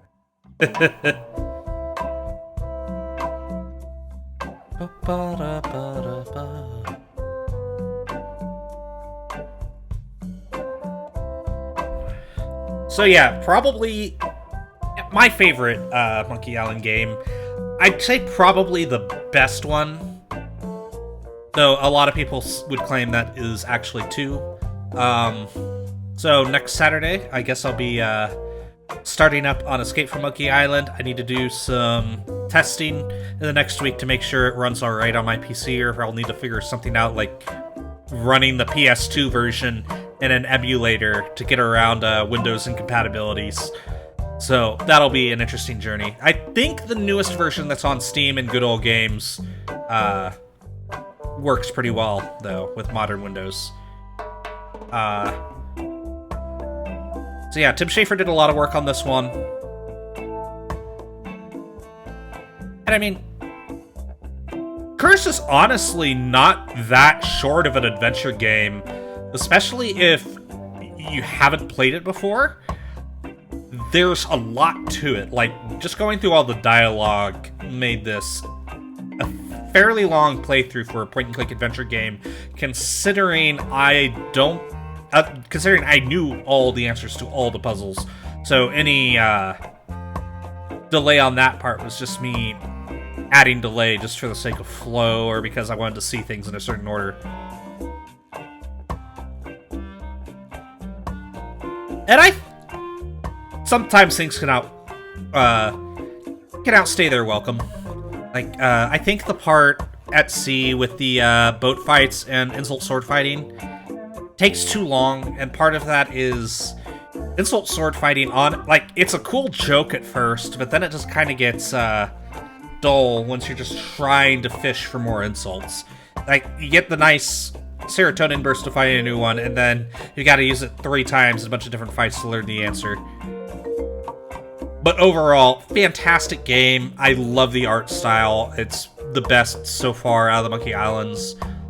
I'm wondering if Return to Monkey Island will grow on me. My initial thoughts were I didn't like it when it was hard for me to parse visually, but it's a lot better now that I've seen it in motion, and I'm hoping that they have a lot less pixel hunting in it. Music in this one's top-notch.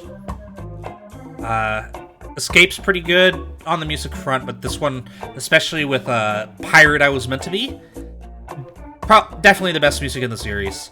I guess also after Escape, we'll be going back to Tales from Monkey Island, which I'm interested to revisit. I haven't actually played those since they all originally released. So it'll be a lot closer to a blind playthrough, because while I remember some story beats, I remember none of the puzzles. So that'll probably take me quite a few weeks just because of that. Another fun fact, there's actually a keyboard shortcut to bring up the credits at any time you want in this game. I believe it's just Control-W, or Control-Alt-W. So, the credits are put in full on both discs along with all the music. The main reason it's split into 2 discs is a lot of the background elements, because they're fairly large images, as well as the full motion video.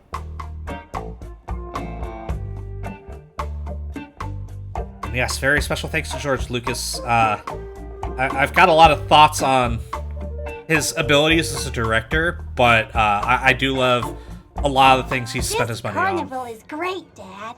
It sure is, son. But you know, rumor has it that the man who built this place is buried here. And they say that to this day, his frozen body remains in the tunnels somewhere beneath the amusement park. I find it weird that anyone would still go to Big Whoop and that it's still operational after LeChuck's gone. Anyway, thank you for watching, and I will see you next weekend for another episode of Monkey Island Saturday.